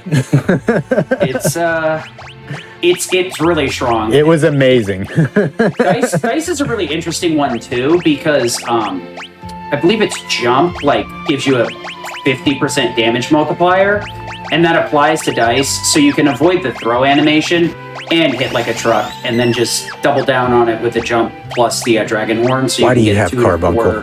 Why do you have with Carbuncle? it? So you can hit max damage pretty consistently with relatively 30 or 40 level characters. So Setzer can be a force to be reckoned with the right setup, and you don't really need to invest too much into levels. So the nice thing about being jumped is you're in the air. Let me shut up so you can explain this boss. So you'll see his opening attack missed. It's a level ? Pearl. If the first digit of your GP is divisible by your level, you take massive damage. If it's not, it misses. So here we're just setting up Carbuncle. Normally in SNES we can manipulate him to just kind of pummel Setzer there a little bit, but because his AI script has been changed, it's just he'll attack whoever and not really care. So Carbuncle on the whole party is just a nice safety for the fight, because it's a pretty quick fight. It's about 3 or 4 turns, but those Blizzagas hurt a lot, especially when you only have 600 HP to your name. Yes, and I have learned that it's wiser if you're playing safer strats. It's wiser to just wait out another spell. For this reason right here. So this is another one of those circumstances where knowledge is power, but and having ideally even this more kills. knowledge of the special ability can be super impactful at time. And he's setting up Phantom here for the next leg of the game. We haven't really done much grinding, but now we're doing grinding. So everyone grab your popcorn. Got to get some coffee. Got to walk around after that break that happened. That was a beautiful time. That flashing messed with my head something fierce. I'm like, why? What? The game is as confused as I am. What is this? We did go out of our way to grab the EXP egg there, which doubles our EXP. And since we're grinding, it is massively will speed up. Unfortunately, we can only equip it on one character at a time because we only have one. So we're going all in on Celeste to magic nuke everything. And we're going to have to kind of navigate around the rest of it, because the final dungeon is 3 parties. Right now, in a speedrun, it would be way too risky to run with 3 separate characters, so we'll be picking up another few to minimize RNG.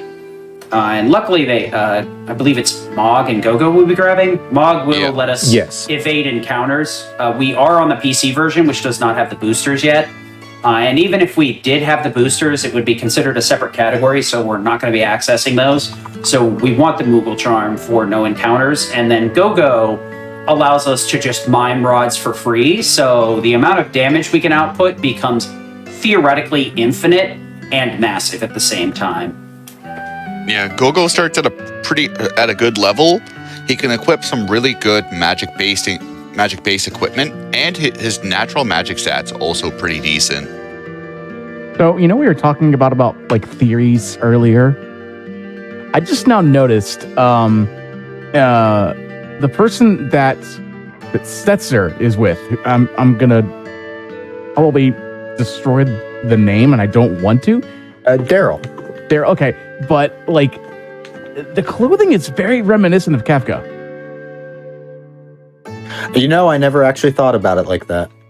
I remember some theories about Daryl, but I don't think I've heard that one just yet. You just look at it, and hopefully we see it again. Hopefully we see it again. But like the clothing is very, very reminiscent. Yeah, we'll see her coming up just now in just a second. Because of memory limitations, they did reuse a lot of sprites. Oh, we may not actually. It's pretty interesting though. No, we actually are done seeing her. Yeah. But a lot of the reused sprites, the funny thing is like Bannon and Mog early on and all the Moogles were actually like placeholders for other characters. So we could have skipped Celeste early on and we would have got the Moogle called Kutan, which would have basically been a soft lock for us because we have no way to get any sort of damage output with Kutan. It's a very interesting run, but I don't suggest you do it. Kutan is we do use that strat in the SNES sketch run. Yeah, we avoid picking up Celis and we end up with Kutan. Sketch, but she adds nothing to it. We're just the only reason that happens is because we skip almost the entire lock scenario. Yeah, we grab Sketch, or we use Sketch in that specific route, and Sketch can basically generate anything we want with enough ingenuity. So we can get things like Magitech on everybody, and Tech Missile is extremely strong, and you can inflict instant death with Magitech. You can also get Baba Breath, which will blow away the bottom tier of Kefka and give you a instant win. Sketch drastically warps the route around it. It's a really interesting bug that took a while to kind of piece out how it works. But that route is always fun to watch if you haven't seen it. It may not be for you in terms of a run, but if you enjoy like watching games kind of being broken by glitches, Sketch is super cool to at least watch once.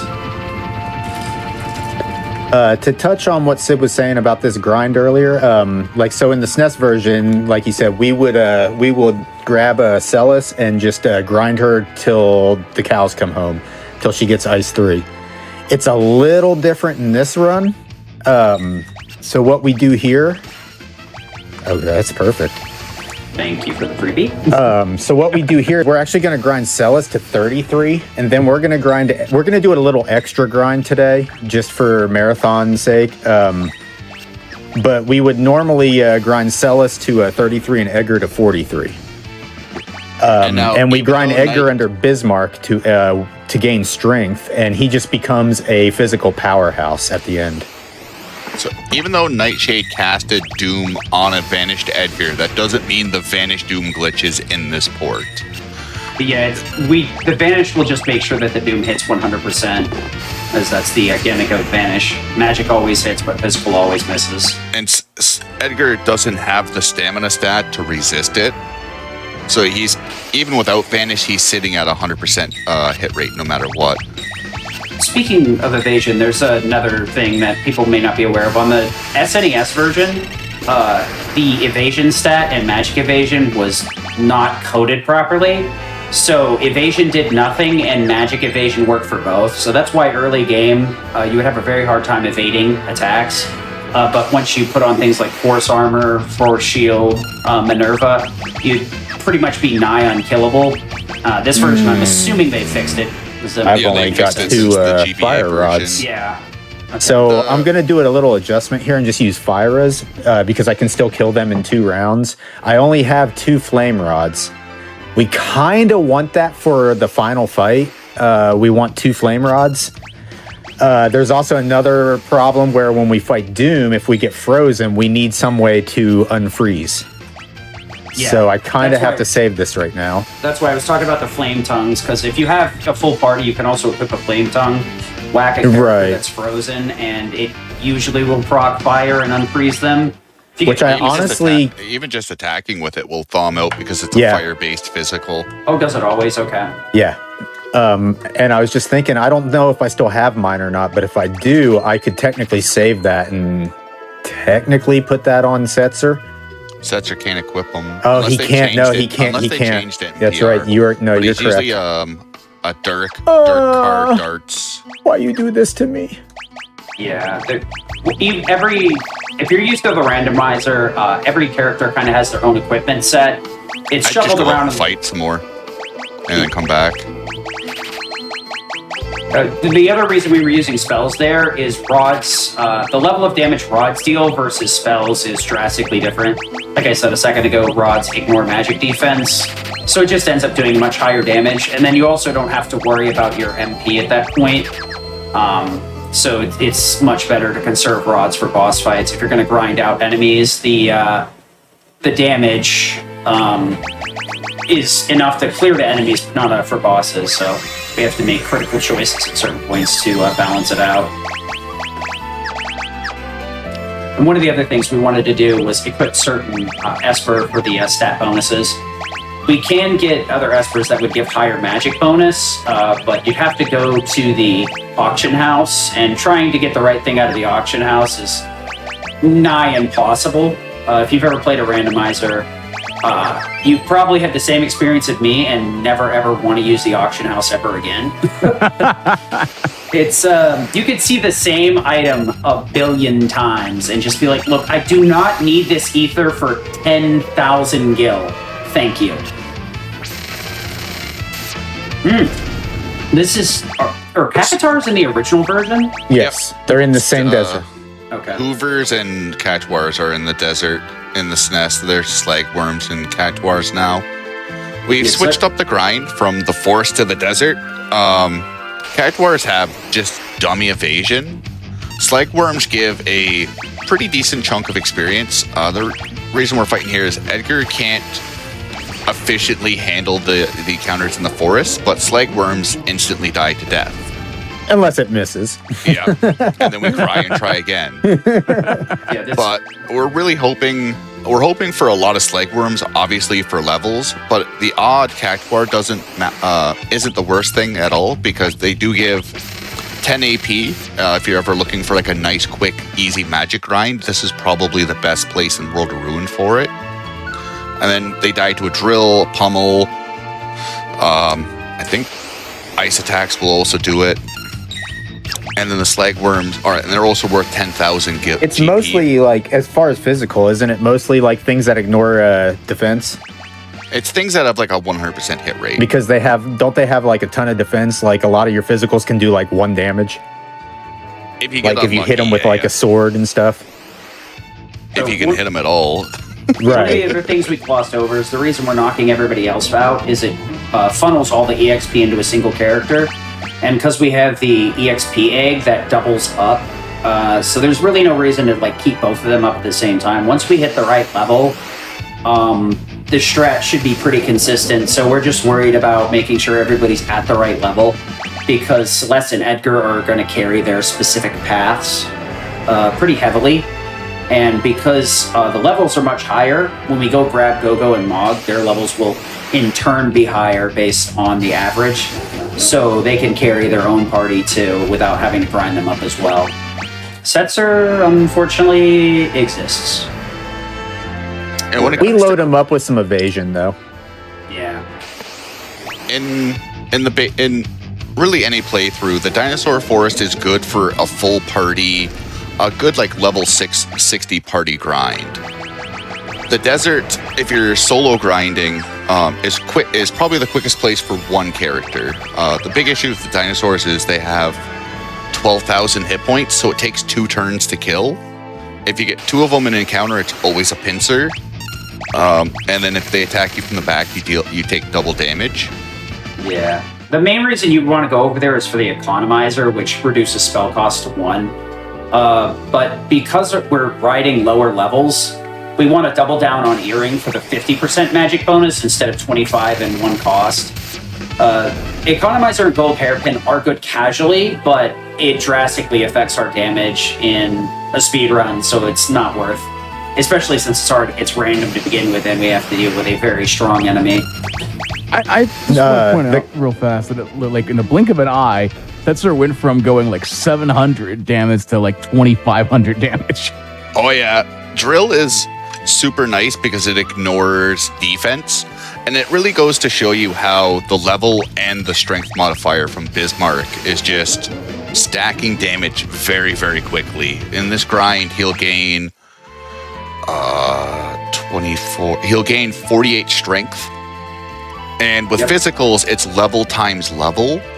Where unlike magic, where it's level times magic stat. So your level plays more into the physical damage, which is why at a lot of the higher levels you see a lot more of a jump, because you're just multiplying 2 bigger numbers together. This is part of the reason why we blow off leveling as long as possible, because those Asper bonuses are super important in pushing the damage 1 extra. The Drill is, I believe, a little bit weaker than Chainsaw. The big difference is Chainsaw has 2 abilities, one that insta-kills and one that doesn't. So it's basically... If I'm not mistaken, I believe... that's cute. I believe the insta-kill is a 1 in 4 chance with the Chainsaw. Yeah, 25%. Yeah, and that's why I was a little not happy about using Drill on the worm. But it's okay. A little cursed. It's okay. We have plenty of elixirs and plenty of HP. Elixirs? Using them? What is this heresy? You're supposed to keep them until the end of the game. And this is why we learn Cura.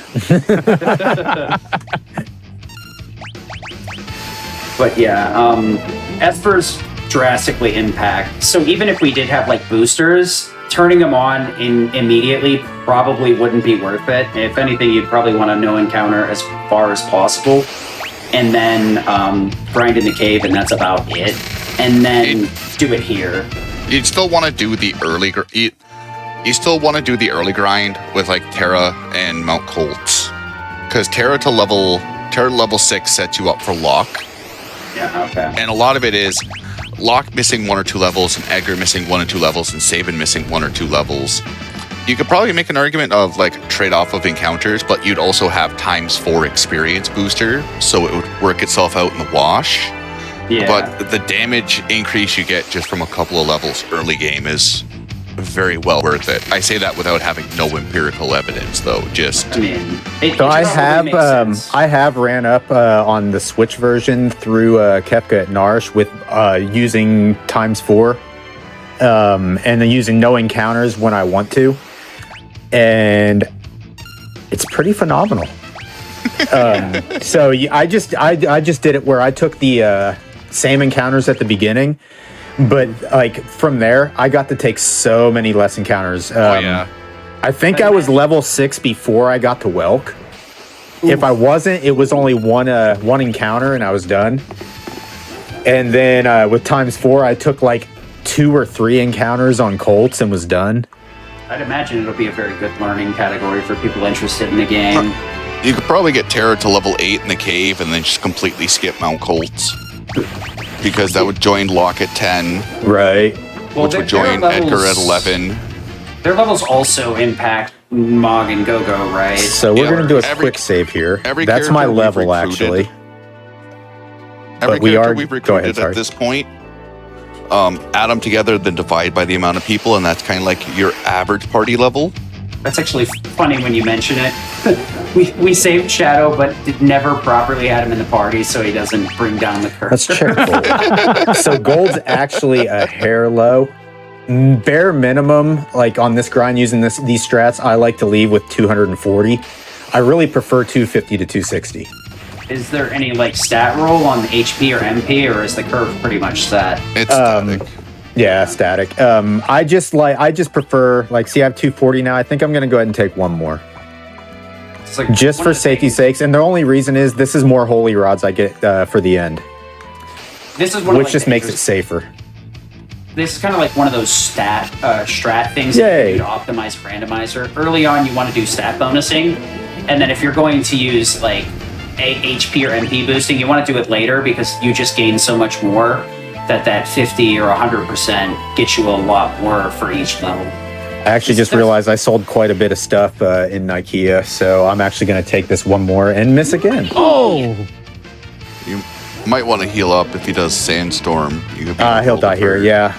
Yeah. But we're done now. 47 and 33.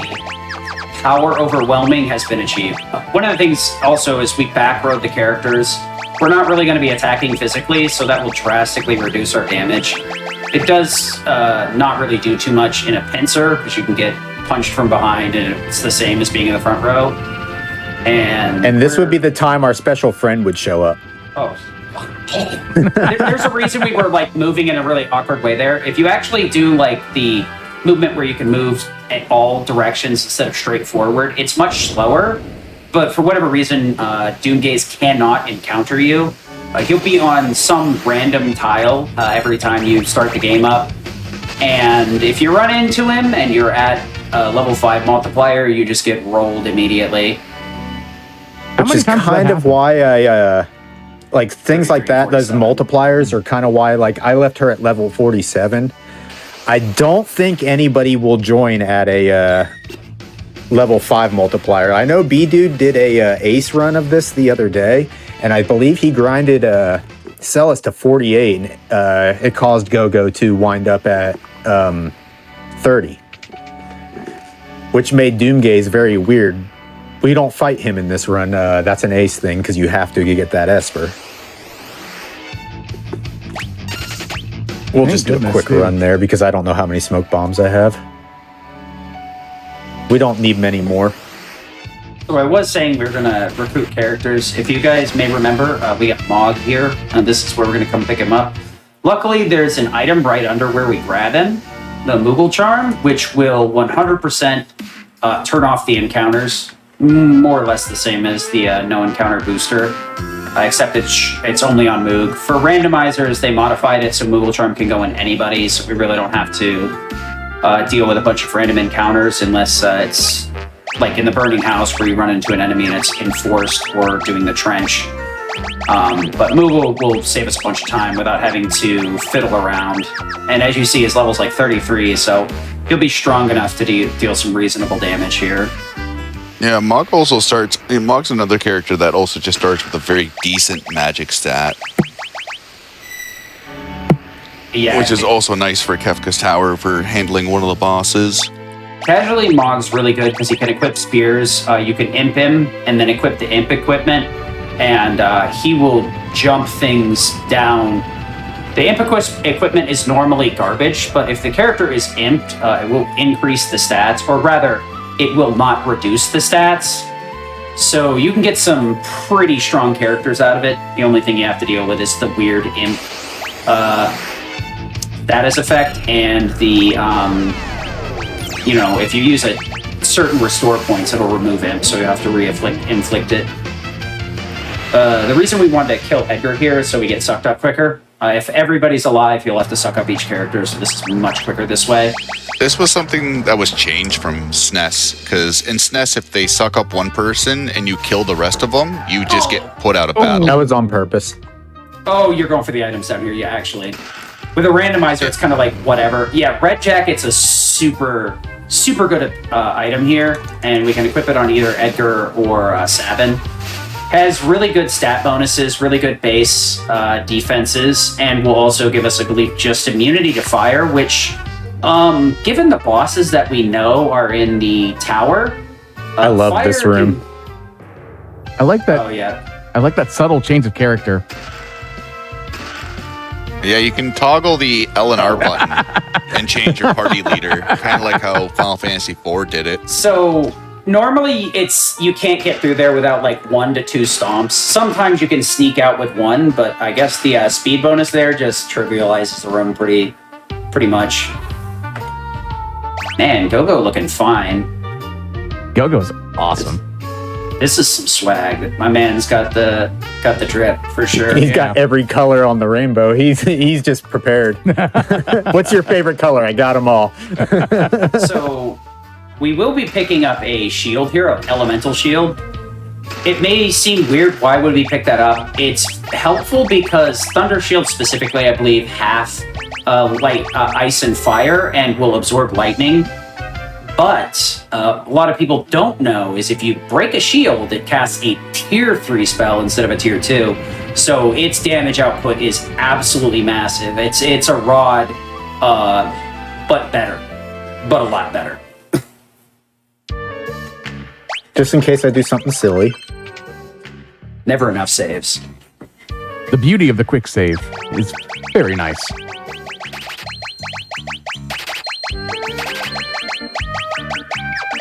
So rods are going to be our basic magic damage output.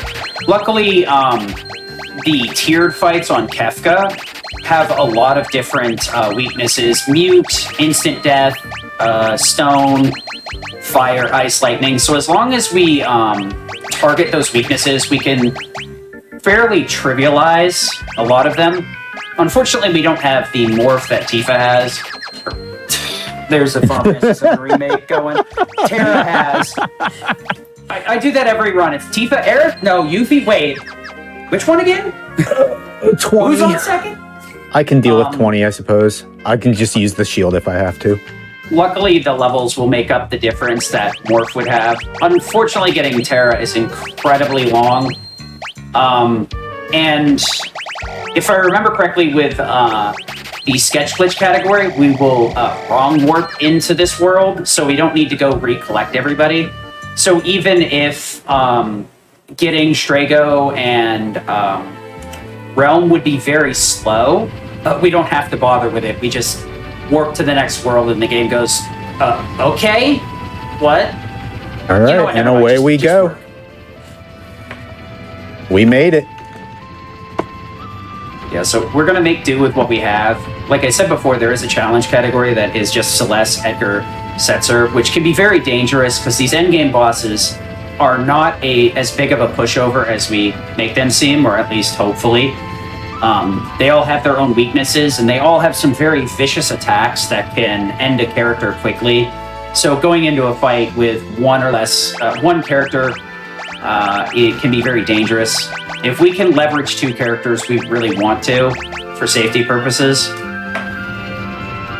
But unfortunately, there's really nobody else that's worth grabbing that'll give us enough damage output to justify a additional character. That's why the randomizer setting is usually 6 characters, because having 3 2-character parties is a lot more reasonable in here in a randomizer. This is actually pretty spooky. The Moogle charms will give you false confidence in here. Being able to avoid every encounter makes you think, oh, I'm fine, and then you'll get to the boss and you'll get thrown out on your butt pretty quickly. There's the fixed dice I mentioned. He'll throw 3 dice and then it'll multiply against this level, so Setzer can hit pretty hard as long as he stays alive, but it's not worth enough to level him up to try and get that multiplier higher. He'll still hit pretty hard even with lower levels. Just he will have a lower cap and a lower minimum damage. Ooh, and the most busted armor in the game. Minerva, go ahead. Oh no, go ahead.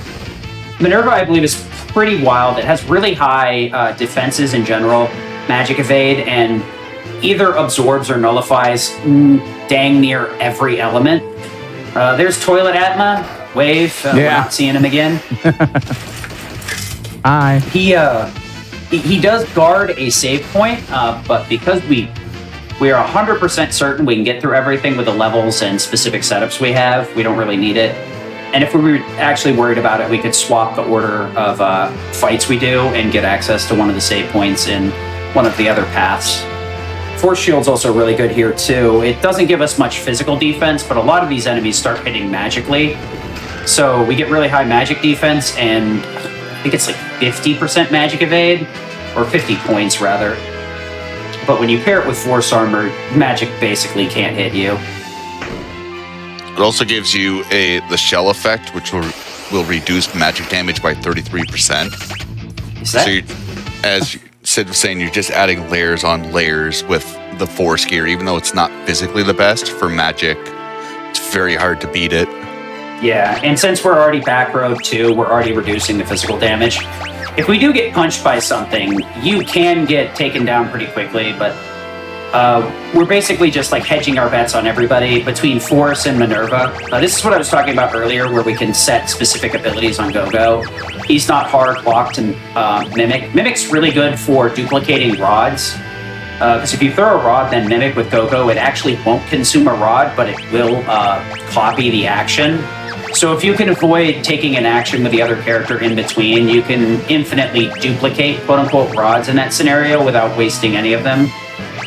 Sometimes you will have to. Go ahead. I'll say when you get a chance to let me know it's good time for a break. Yeah, I got you. All right. So I would say, how close are we to that hour mark? Pretty close. After the next boss would be a good spot. Okay. I was going to say we could save before Inferno, but that works too. The next boss is literally, I mean, it's right here. I mean, I guess it's a boss rush. And I'd rather just get through this fool after he damage rolled me last night. Ooh, yeah. Inferno is a... This is kind of a scary fight, I'm not going to lie. This is why. Yeah. Oh, no. If you have watched the Super Nintendo version, you're probably wondering what boss he's talking about. There's normally a boss here, but if you pause buffer, by switching parties, you can just walk past the encounter tile and ignore him. But we're going to fight him because fun is illegal in this category, or rather in this game. So one thing about the remasters is they catch on to our trickery because we use it too much, and then they're like, oh, no, you can't have fun. Being a machine here, Inferno's weak to lightning, and that's all I know, so dying. He's weak to thunder. We're going to break a bunch of thunder rods.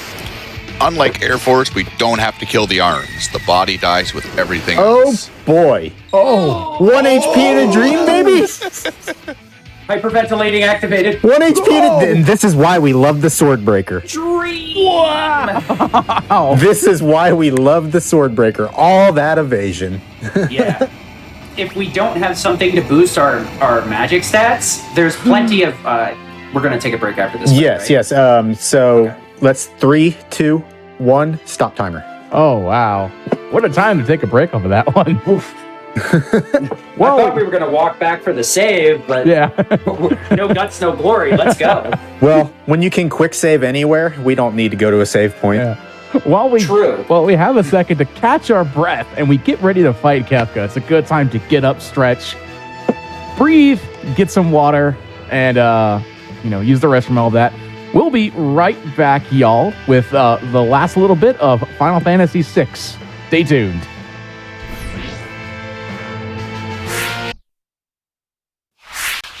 And welcome back to the Bargain Bin. I'm still your host, Midnight Vesper. Hey, also, do not forget that Summer Games Done Quick 2023 is coming up May 28th through June 4th in Minneapolis, Minnesota.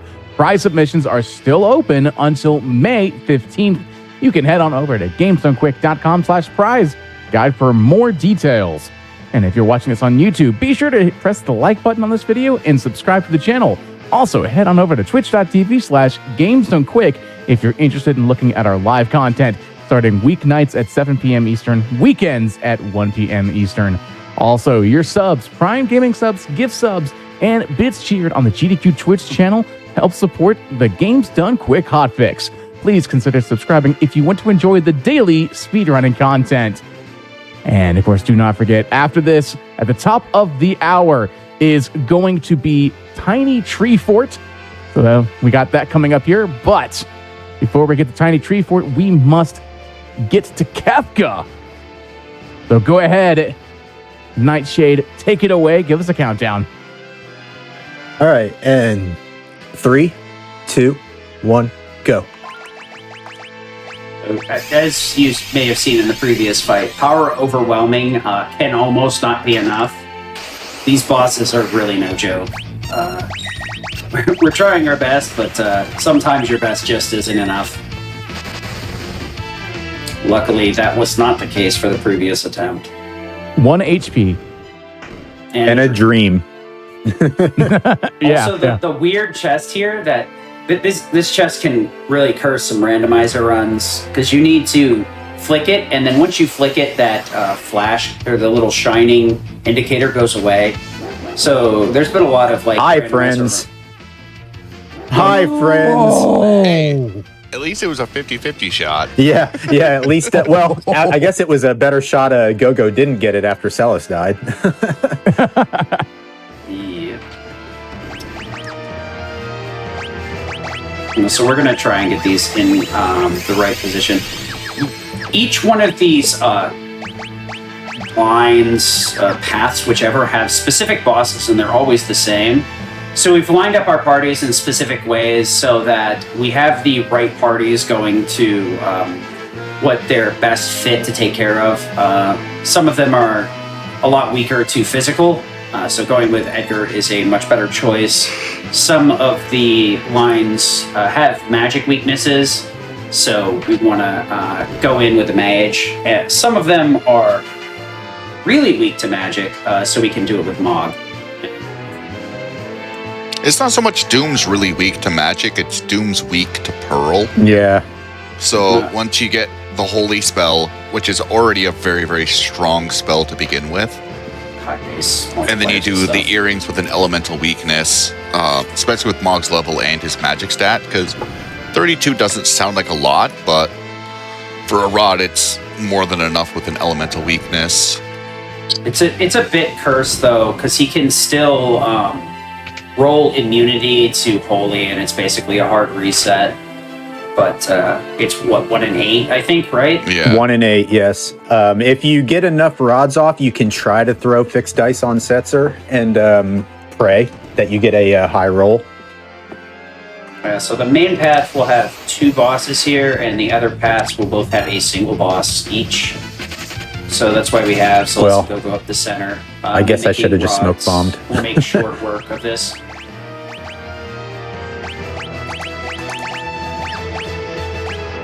Yeah, luckily we have a lot of accessories, so we can kind of flex our characters around and have some more defensive setups rather than just going all gasoline all day and hoping that things don't go poorly.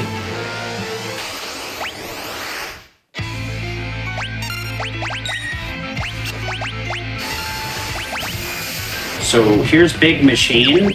Machine get zap, machine go boom. Pretty much this is where the rest of the Thunder Rods go. You can be cheeky. As Sid was saying, one of the bosses coming up can nullify immunities. So you can have Celis go with Thunder 2 or Thundera or Thunder 2 and save the rods, because it works out roughly that 3 rods equal, or 3 elemental rods equal 1 holy rod. So if you're 1 rod away from killing, you can just throw a couple of Thunder Rods or fire or ice, whatever you got the majority of. But it's also just you're planning for a very niche situation. You're hoping that's not going to happen at the start. Oh, wait. As you can see there, it's very worth buying the, what am I looking for? Swordbreaker for Go-Go. As you can see, like he's been putting in a lot of work on blocking attacks. It's like a nice 20% physical. I believe it's 30 actually. Yeah, Swordbreaker is one of those weapons that you want to see in a randomizer. It can make you a lot safer. I did mention saves here, but I forgot quick saves exist, so getting saves here are completely pointless. We can go whichever path we want first. There is a meme chest hidden off. If you go straight down into the middle of all that junk, there's a chest there. It's nothing useful in a normal run, but in a randomizer run, people always like grabbing it and memeing out a little bit. Okay, Demon, you can calm down now. I mean, he's a demon. I don't think chill is in his list of things he can do. As long as he backs off Celis on the physicals, most of his attacks aren't going to hurt her unless he throws a meteor. If he throws a meteor, I'm in trouble. Like I mentioned earlier, in the original one, evasion was miscoded, so magic evade was used for both. She basically could be unkillable here between Force Armor and Minerva, but unfortunately it actually works properly here, so physical attacks are very dangerous.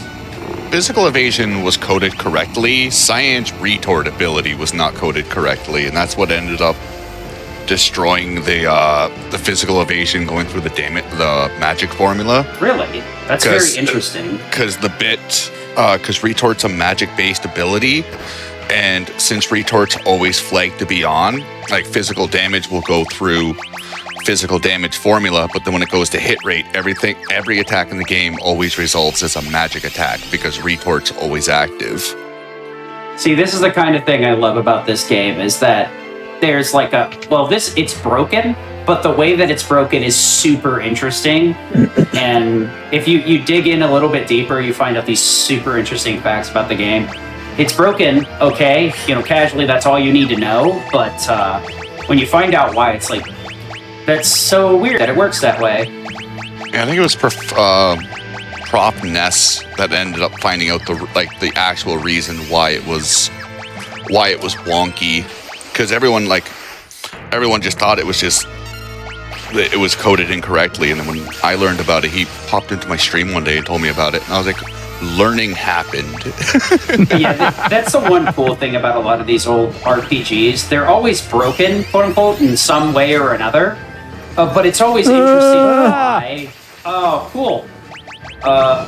No. Oh, see, that was delayed on my end, so I was like, why are we worried? And then I'm like, oh, that's why we're worried. We have a Mog Cone and a Setzer Cone. Setzer typically does not get frozen, so this is very unfortunate. It's just got a lot more unfortunate. Oh, no. I mean, the quick save is before we entered this fight. You laid one down. Yeah, and look at him going Blizzaga heavy. It's fine. We're just getting out the heavy spell. Is it, though? No. See, it's manipulation. You just take the wipe here, and the next fight, he's not going to do anything. He's just going to whisper in your ear softly and say, please kill me. I can honestly say I would rather take the Blizzaga spam than the Northern Cross spam. It's asserting full dominance.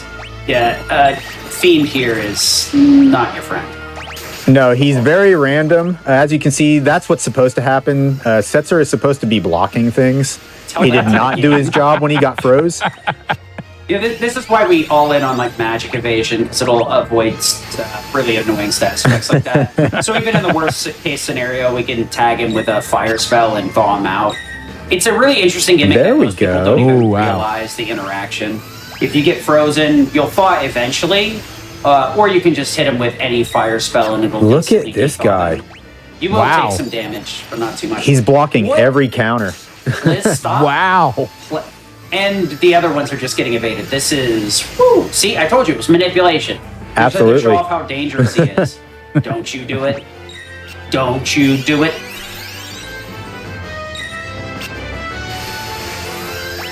It's fine. It's just going to be ice, since he seems to be very ice-oriented today. It's going to be the ice. I love how we got 4 moves he shouldn't have gotten in force field. Oh, baby. Here we are, guys. Popping up blood. Oh, no. Luckily, we grabbed fixed. Fixed ice doesn't keep you from fixed dying, unfortunately. Fiend Rage hurts. Oh, no. This boss. I have a lot of ice rods. He absorbs ice. Oh, that's this right. This fella is the world record eater. Him and Doomgaze are the nemesis of everyone's sanity. It's kind of cool that he's doing this. It just kind of shows how random Doom can just decide to be. Really? I thought we had a donation incentive for just getting railroaded by this boss a few times. What? I guess I wasn't in on the thing here. I'm very confused. While we have a second, I do have an actual legit question. When it comes to these long RPGs like this, like, you know, Final Fantasy games that have a lot of lore, have a lot of this, have a lot of that, is it ideal to... Oh, come on. Oh, my goodness. Let's stop. Is it ideal to have like a booklet of notes, a routing guide while you run the game? Yes. Yes. I do Final Fantasy VII Remake, which is all an action RPG, and I always need notes to keep track of just the menuing. So I can't imagine how much you would need in it. Could you please stop? Oh my goodness. Stop being funny 10 minutes ago. This is the danger. He's doing nothing but Northern Cross just for what it's worth. This is why like running with a smaller party can be much more dangerous.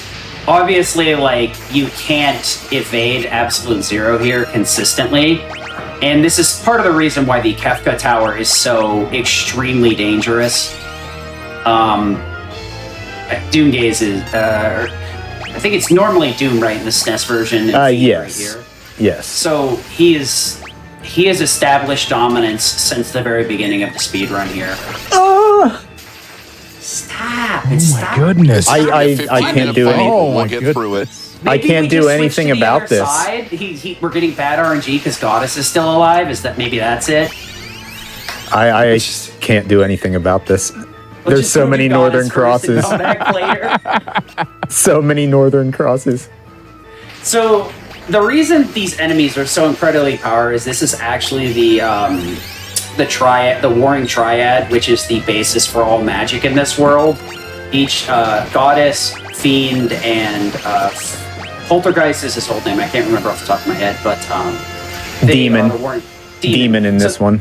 They are the Warring Triad, which is the whole source of power, and each one of these have a element there of aligned with, and kind of their own special gimmick. This one obviously is ice. I don't know if you could tell or not. It's a very hard gimmick to suss out. Oh, good. Hey, something good. we can abuse. Goddess is lightning. This should kill. And Yeah. Poltergeist is fire, I believe. So it's very interesting.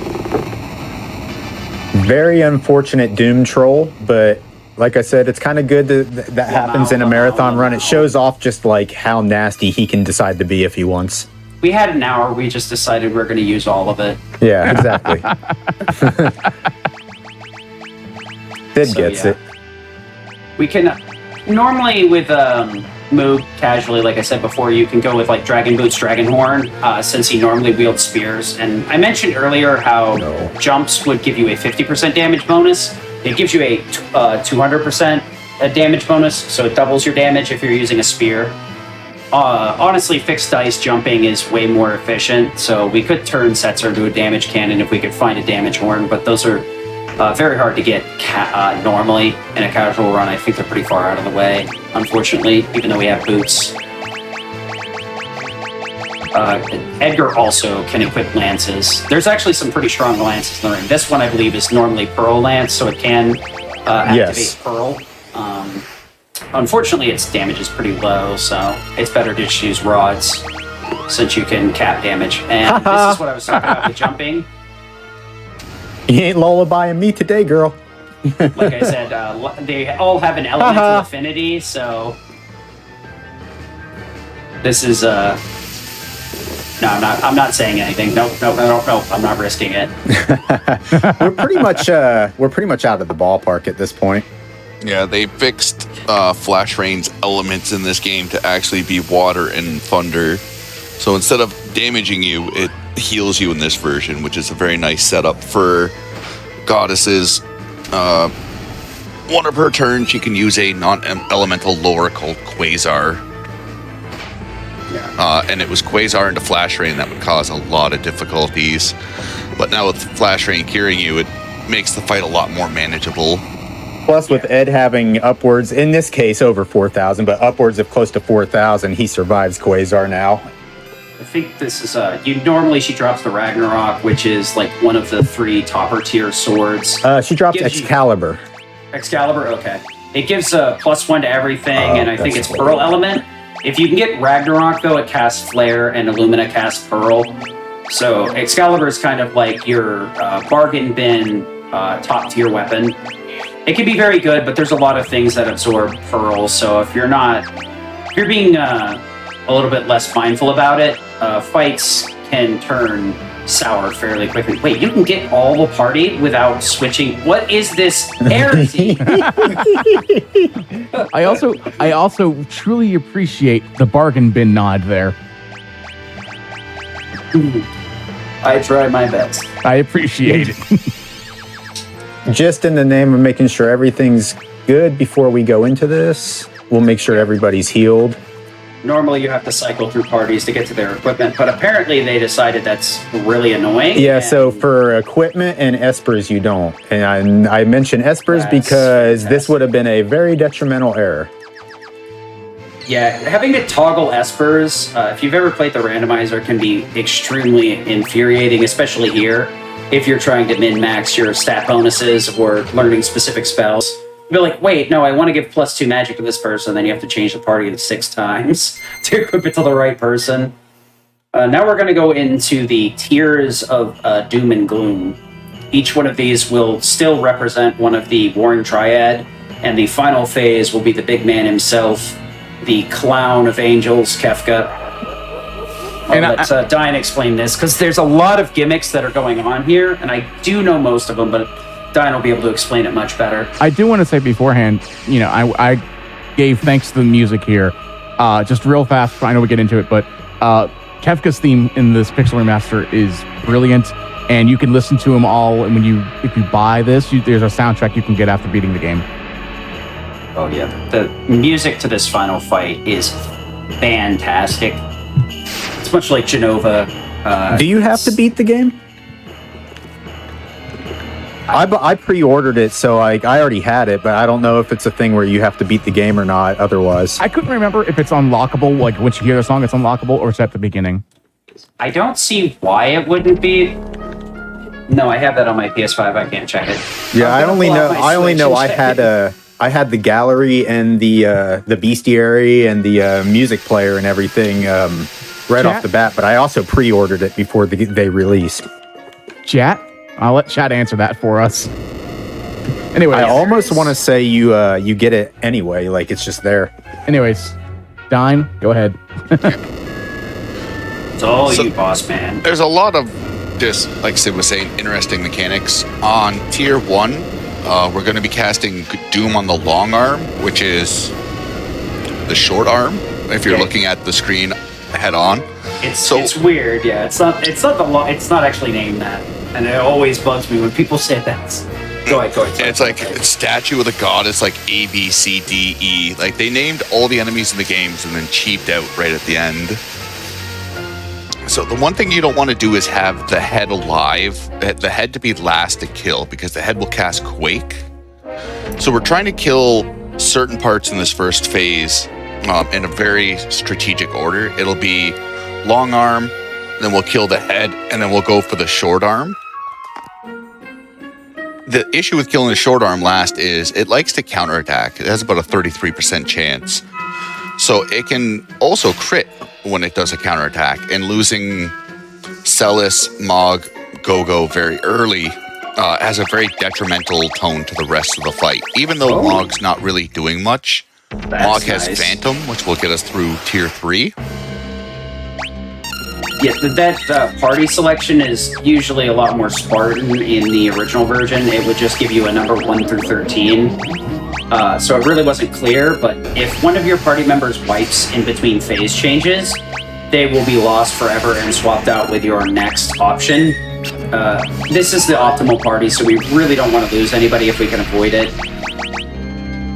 Reverse polarity sucks because it moves everyone to the front row. Tier 1 is very, very strong physically, which makes this all the more scarier. Yeah, so the head is weak to fire here, and as long as we take out that one arm, it will half the damage output. And avoiding the Quake is super important. We could just use Float to avoid it, but there's really no reason to bother if we can just take out the head. Since it's weak to magic anyway, we can wipe it out pretty quickly. Oh, I never learned Cura. Oh no! It's Why okay. you do this?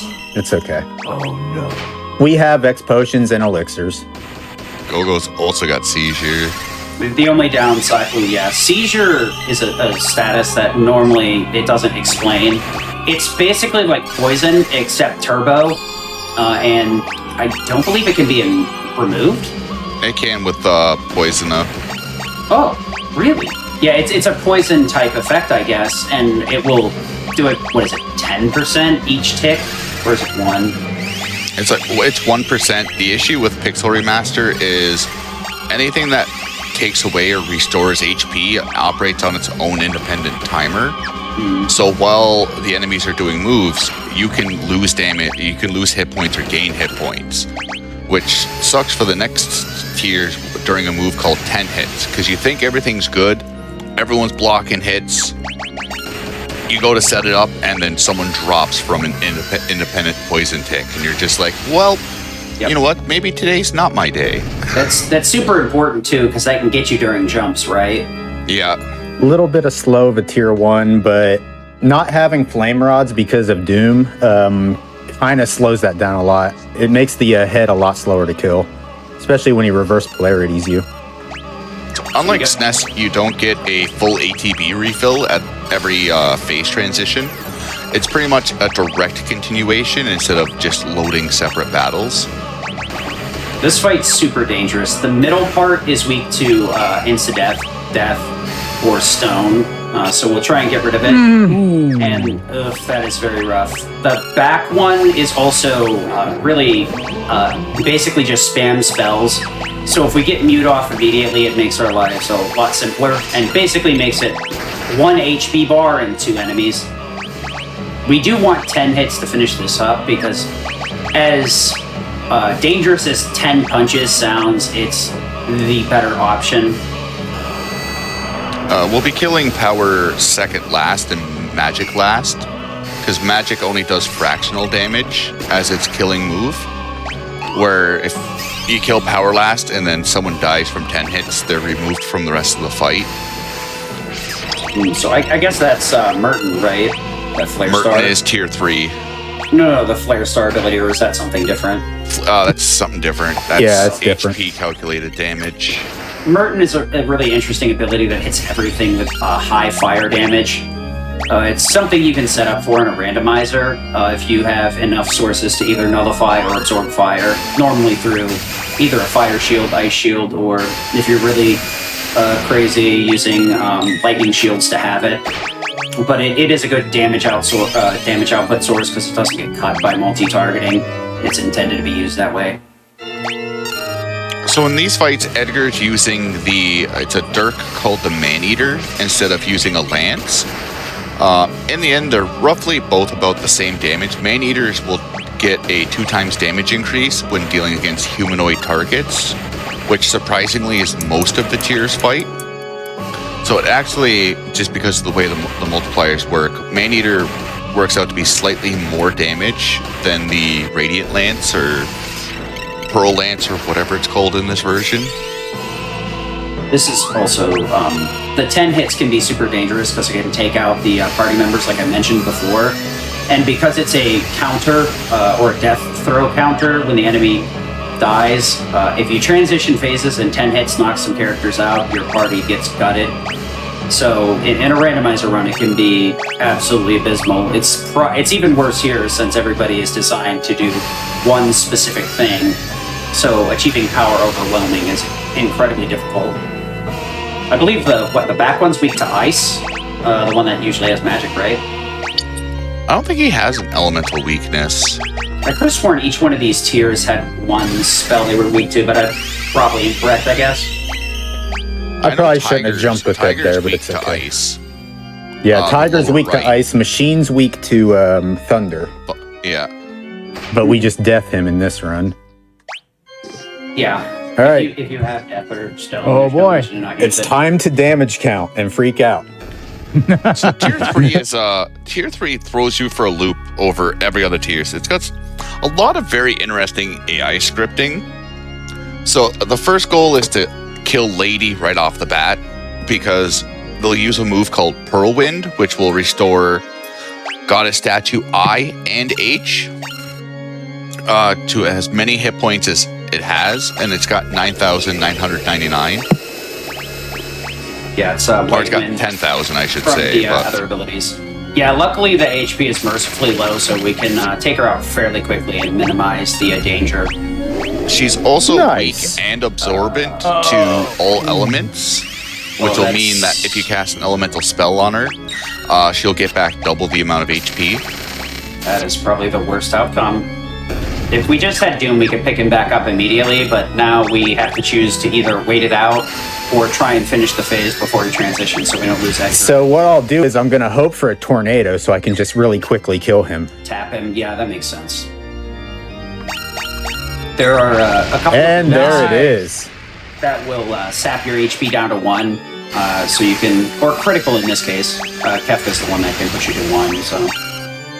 So Rest has 40,000 HP. We're going to be doing slightly north of 20,000 before doing a very specific setup.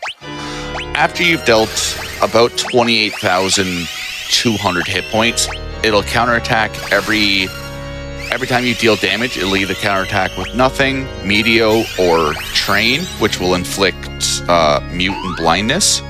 Mute's bad, Blindness really don't care about. But when it gets its turn, it will always use Meteo. Meteo is a pretty heavy hitting magic ability that has a low hit rate, but it can still have a hit rate. It'll hit about 1,200 to about each character. And this is one of the reasons we needed Mog alive until at least this round, because once we deplete the 40,000 hit points, it'll use a move called Ripazay or Calmness. It can do it 0, 1, or 2 times, and it's a physical ability. So Come on. Oh my goodness. So elixirs here are super good because it lets us refill on our MP, which we've been rapidly burning through the last couple of courses. Yeah, This but a isn't lot of too these bad. fights, if you don't respect counting the HP, you can very easily get bounced off of this or Kefka. I gotta Kefka's wait this out. Even more dangerous because his counterattacks are far stronger. There's the meltdown I was yakking about a minute Please ago. don't phase. See how it hits Okay. everybody. Meltdown's another dangerous thing because you see too many meltdowns, it'll actually push itself into Meteo phase. Oh, And now we're down one of our best characters. Okay, so it pushed itself into unfortunately. Meteo phase. oh. So he did an empty attack there. So, Yeah. so this is the difficulty and danger here is far more than just Edgar being lost. That Okay. phase spams This a is bunch fine. of magic, This is fine. so we would normally like to use the Phantom Esper to give everybody Vanish, which will make it so that we can evade every magic attack, but or every physical attack, and then always get hit by magic. So if we try to do Vanish too early, we'll just get knocked out of it and get one shot for the most part. So right now we're extremely vulnerable, unfortunately. All right, so that's our time to get some good rolls on that fixed dice. This is why I was like talking up the jump fixed dice combo, because it puts you in a better position to where like you have to you spend most of your time in the air, so it's very hard to get punched out of it. Unfortunately, because Kefka has a counterattack when below 10k or Kidoki, I guess he's not throwing Oh anything no. today. No, that was on purpose. Edgar, our Setzer had the True Knight on, which means if anyone's in critical health, he'll take the hit for him. So he's kind of just the sacrificial goat You for the could start of the fight. heal up here, but if you take too long, Kefka starts charging up this. He will Yeah, hit you we're with a kind really of in strong attack. trouble here. Oh no. Oh no. Oh no. We'll survive this. This is going to be really tricky. Maybe do a round healing. This looks a lot less epileptic in this version. Unfortunately, some of these fights look really good on this SNES version, but This is trouble. completely derail your train of thought. This is very unfortunate. When you get down to one character, you're unfortunately in. Oh boy! Oh, This is no. our Try- No, This that's is good. really good. That's good. Try That's is not not. horrible. I'm used to Trine being damaged from playing 7. Yeah, same. You know, and think Same. about it. Yeah, Trine is just straight up status effects. This would normally be horrific because it does inflict mute, but because Celeste got knocked out anyway, we can just bring her back up to full. And now we're just gonna. The thing with Forsaken is it like deals damage, I believe, based on your party. So the more party you have, the less damage because it kind of splits it across the group. Correct? No, it's spells will deal 100%. It deals 100% damage if 1 people are alive. If it hits 2 or 4, if it hits anywhere between 2 and 4, they all take 50%. Oh, That's so how all spells work in the game. Oh, okay, so it's flagged as a spell. I knew there was like a reason you wanted to have multiple party members up, but I didn't realize it was just like... Yeah, as long as you have 2, you cut it down from taking 1,600 to like 800 each. Oh, that's interesting, because like Remake, even if you Stop a it. spell on a single target with Magnify, it doesn't really care, it just debuffs it anyway. Interesting. I wish this was a little bit less interesting, but... Mog's pretty toast, no matter what. Yeah, I don't think anyone's been counting damage. No, I'm not. The reason we would count here is if Kefka falls below 10k, he will have a 50-50, I believe, to launch Ultima, which is basically GG no Go, go, go, go. You know, This could be close. You have dealt a good chunk of damage. I think I got this. I think I got... I'm out of rods. Oh, No. never mind, you don't got this. I'm out of rods. oh boy. I'm muted and out of rods. Going down so early was the big problem because the free rods are so important to pushing it out. That's unfortunate. This fight is a final boss for a reason. It is not simple. Even the best laid plans can crash and burn pretty hard. So we're going for round 2 because it was the second fight is always more fun than the first. Unfortunate. Just unfortunate happens, that the happens. meltdown phased tier 3, and so tier 3 when it phases will do either a meteor, a trine, or nothing, and it did nothing. So when it does nothing, it's kind of hard to tell did it phase or not, unless you actually were counting. And I mean, I was counting a little bit, but the meltdowns were just enough to put him over. I've had fights like that where you're counting and then it goes sideways and you stop counting and start thinking. It's like, how do I dig out of this hole? Unfortunately, the answer is usually no. Yeah, it's just like I said, unfortunate sometimes. We got an extra hour. We're gonna use all of it. Just want to show you what happens if Kefka's.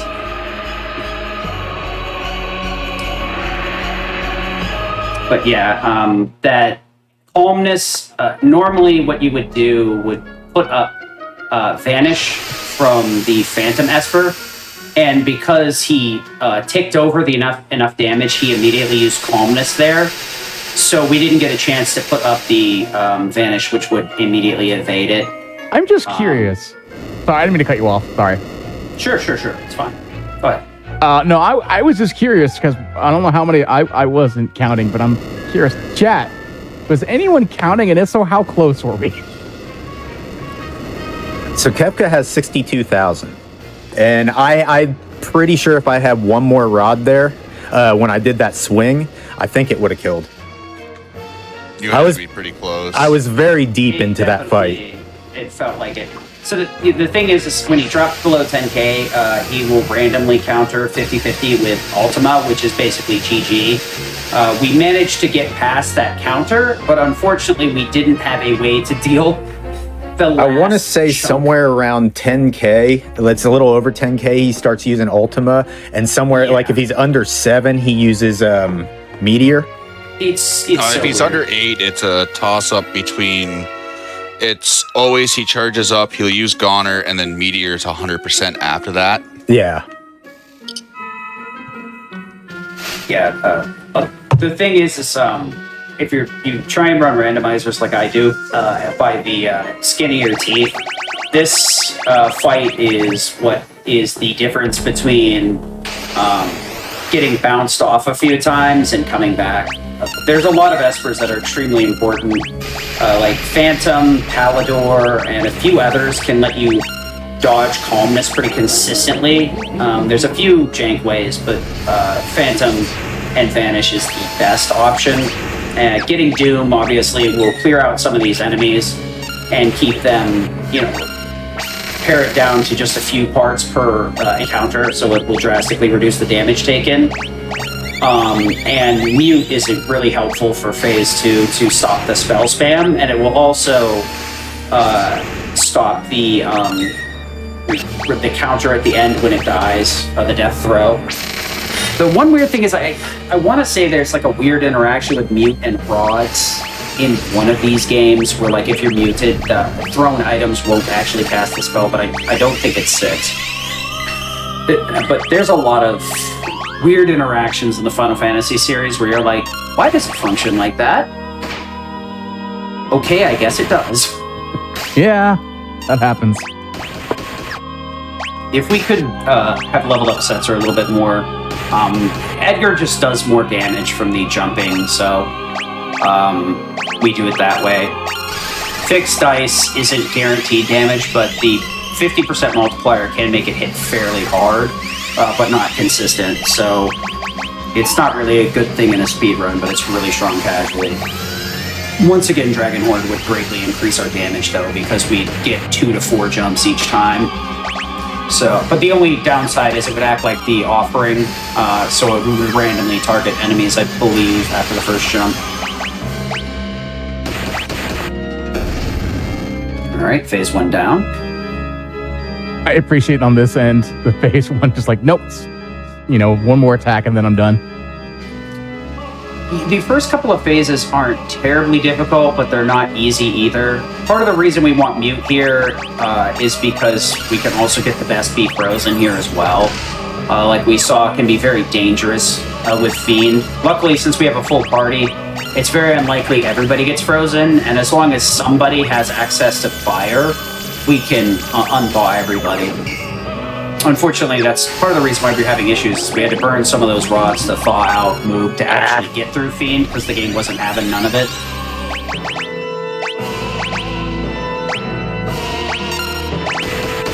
But yeah, this looks a lot easier than it actually is. Without the proper preparations, these boss fights are fairly hard to get through. And even with the right preparations, they can be very hard to finish off as well. Ultima spam. Yeah, there's actually a setting in Randomizer that prevents Ultima from popping up in one way or the other. You can learn Ultima, I believe. Is there an Esper that actually teaches it, or is it just Curse/Paladin Shield that teaches it? Paladin Shield and the Esper Ragnarok. Okay, yeah, the Ragnarok, I think you have to like go through, break it, and is that when you pick it up and get Ragnarok or Ragnarok Sword, right? Yeah, you get the sword or the Esper. So, like, 100% is kind of hard in this game, because there's a few places where it's a hard choice, one or the other. And, you can steal Ragnarok from Lady on tier 3, which but it's is more of like the Curse versus Paladin Shield. If you like bringing that bum. Yeah. Ragnarok is a really like interesting one, because you normally can't obtain it in the Super NES version, because once you clear this fight, everything's reset. You can't save after it. So even if you do get Ragnarok, it poofs right after you finish up. It is a nice weapon that casts Flare and gives you, I think, like +3 to all stats. It has pretty high physical damage, or just physical attack in general, but it's not as good as an Esper, not even close. The Curse Shield is a really weird one where you pick it up and I think it takes like 100 fights or something. 255. Yeah, okay. I wasn't sure if it was 255, so I didn't want to hard commit to that number. But it's really weird. The character has to be able to absorb AP, at least in the old version, to have the fight count. So characters like Go-Go that don't earn AP because they just mimic everybody else's moves cannot level up the shield or diminish the count. Luckily in the randomizer you can set the amount of encounters between a random value, so often it's like double digits at best, like low 10s. For the 6 people that played the old Steam version, you can give Gogo and Umaro Espers. Oh, wow. Which makes them even more. You can't do it like you have to do like some fast menuing. Like you basically trick the game. So you select Celis, but then you select really quickly to Gogo as the menu's fading out, and the game thinks that you're still on Celis. So you can give Umaro like the Bismarck Esper, and he just ends up becoming the destroyer of worlds. Yeah, because normally Umaro is a complete berserker, and Gogo just mimics everybody's spells, so there's no reason to give them Espers. The problem is that you lose out on their stat bonuses that Espers would give, so it ends up making Gogo and Umaro much weaker than they should be because of that, unfortunately. But yeah, Ultimate's pretty good. It just costs a ton, but with Gale, not Gale, but Gold Hairpin and or Economizer, it's pretty good. Thing is, if you know which weakness to target, your 3 elemental spells can carry you through every fight. For the most part, there's very few fights. Go ahead. Oh no! I didn't know what that heart attack was. I haven't seen that in years. We're seeing attacks we haven't seen in forever. I was like, when did they give rest charm? So yeah. Part of the nice thing that we have like set up here is that we have Nullify Fire for almost everybody. The Snow Muffler, I believe, is on Mog, which halves fire. I don't have. No, he doesn't have that right now. Gosh, it's on Gogo. He's got the Gogo's got the Thunder Shield. Celis has Minerva. Edgar has Red Jacket, and then Mog has the Guard Bracelet or the Guard Pod, which is Protect and Shell. With I think he's also got the Force Gear. 11. A lot of these have unstated effects. What did he just do? Like 9 grand? We'll just call it 9 grand. I wasn't really paying attention, so that's kind of on me. It's hard because of like the slight delay. Okay, so he did go over. This is fine. It's fine. We can recover as long as he doesn't push himself again. Why would you do that? Why you do this? Oh. Well, I'm gonna die. I'm gonna die. No, I'm gonna die because he's gonna kill him. Come on, go for Mog. Yeah. I mean. Oh wow. Maybe if you are still phased. He is so close to dead. Just healing him up. Let's go. Here you go. Why is he still meteor spamming? That's 10,000. No, it's because he must be in the 29 range. Updated. Oh, the script doesn't reset until the next turn. Oh my goodness. It doesn't reset until like 1 turn to 6 turns after. What? It's a PR glitch with the battle script. We're making it entertaining, guys. Often a lot with Meiji Master, because Meiji Master on the top of Fnatic's Tower is weak to Berserk, which will stop the phase changes. And you cast Berserk, and you just watch him go through like 6 or 7 phase changes before he finally starts doing physicals. All right, so since it didn't occur to me immediately, I'm assuming it didn't really occur to the audience either. He was spamming healing there to push him back out of the spam phase so that he could actually get everybody back up and not just get knocked down by meteors over and over again. So we're just kind of resetting the fight so that we can get everybody back up to max and try and push through it again. Wow. So we don't have to go through the bottom 2 again. This is fine. Wow.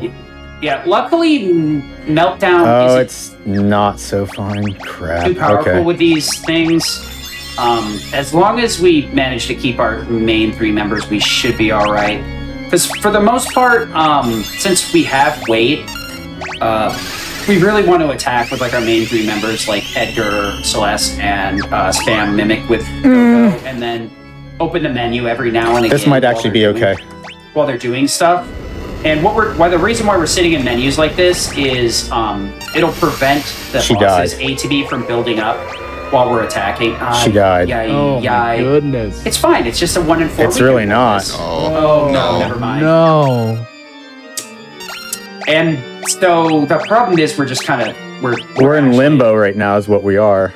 Well, yeah, we can get everybody back up again, maybe, but the problem is we've used our 1 Phantom cast, so we cannot use it again.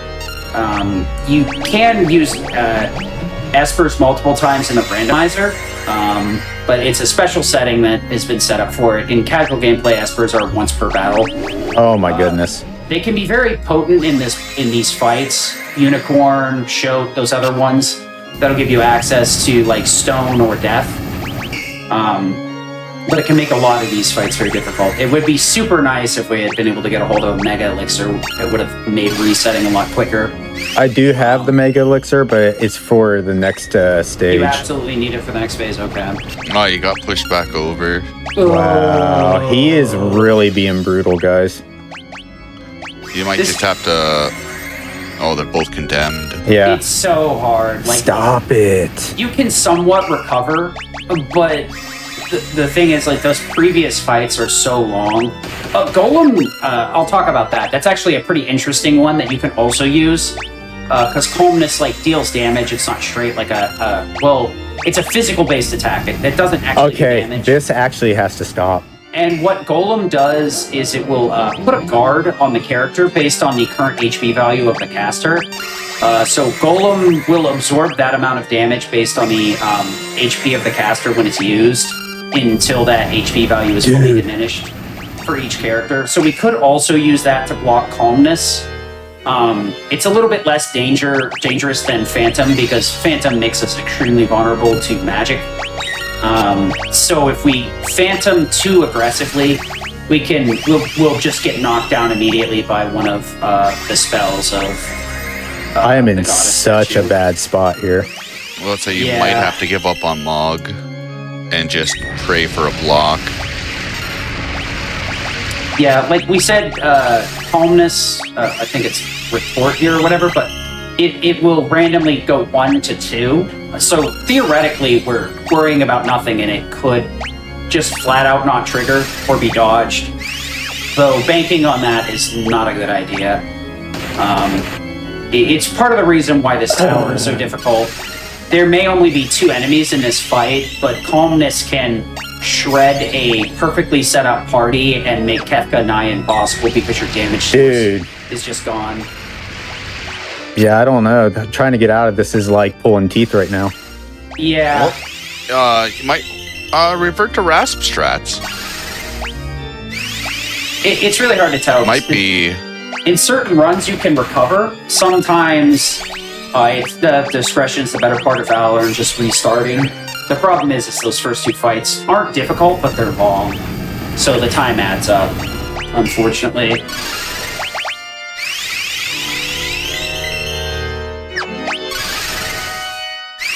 We just You know what? YOLO.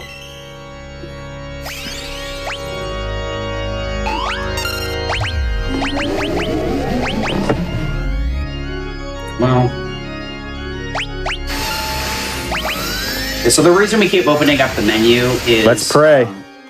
The enemy's ATB will push forward as we. Nice, yeah, that is a good luck, actually. The enemy's ATB will fill up as we're performing actions. Oh no.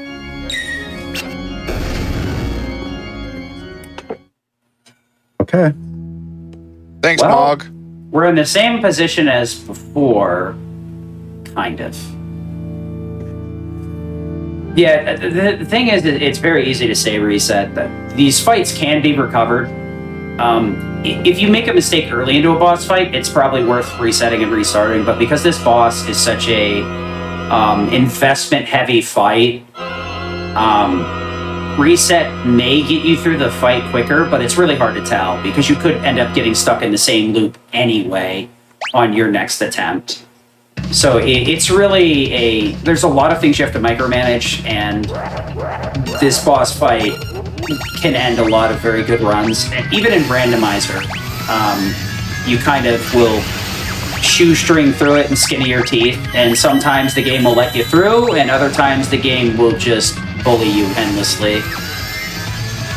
Yeah, so this is probably why we want to keep the Mega Elixir there, because we can't do enough damage to stop Heartless Angel from coming out.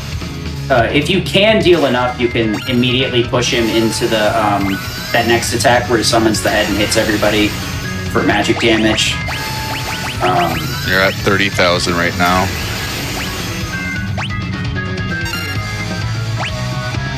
Normally, 36. you want to see this, but you have to be very careful. We want to get everybody back up. Since we're not casting spells, we just want to be spamming rods here. That's going to be a lion's share of our damage, and that's all we need. So being muted actually isn't a problem here.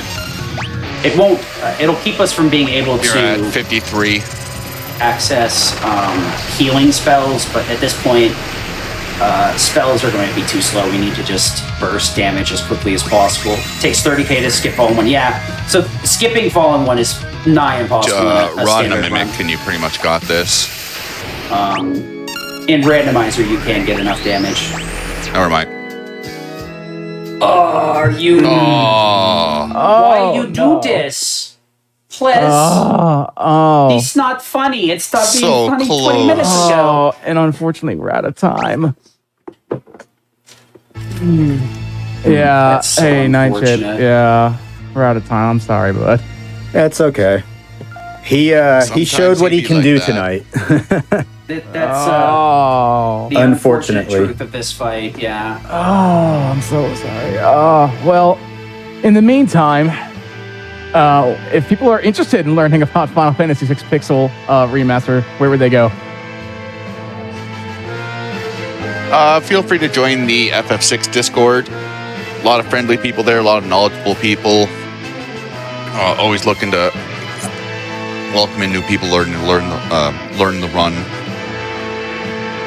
If not, Nightshade streams this pretty regularly. For anyone else wanting to watch, Uchiha's another good runner that's been at this quite a bit. I think I actually... Yeah, my Twitch channel is I'm_Nightshade. Please follow I do Nightshade. run quite a few of the PR games, quite a bit. After that, yeah. Oh my I think I goodness. can actually drop a link. Yeah, that was a brutal one. I can't lie, Eradicate me. but it's okay. Yeah, It happens. That was a rough set of events. I appreciate all the GGs in the chat. Yeah, Kefka is the deciding factor, regardless of how careful and well laid your plans are, unfortunately. And Goddess is not much easier.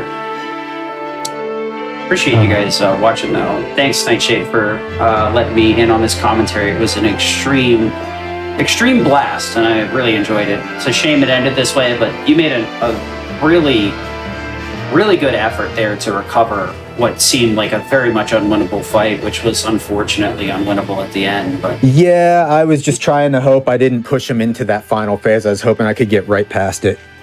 yeah, I would have ran away the other way. So When Dine told me I was at like 46, I was like, just go. Yeah. Yeah. It's hard not to and Just throw it all out there and hope he doesn't get the attack off first. Yeah. All right. Well, thank you all so much for running Final Fantasy VI Pixel Remaster. We'll come back and we'll get Kefka in the future. But don't worry, chat. We're not done here on this GDQ channel. Coming up here in just a little bit is Tiny Tree Fort. You do not want to miss what's coming up next. It's going to be great. It's going to be fantastic. I personally cannot wait for it.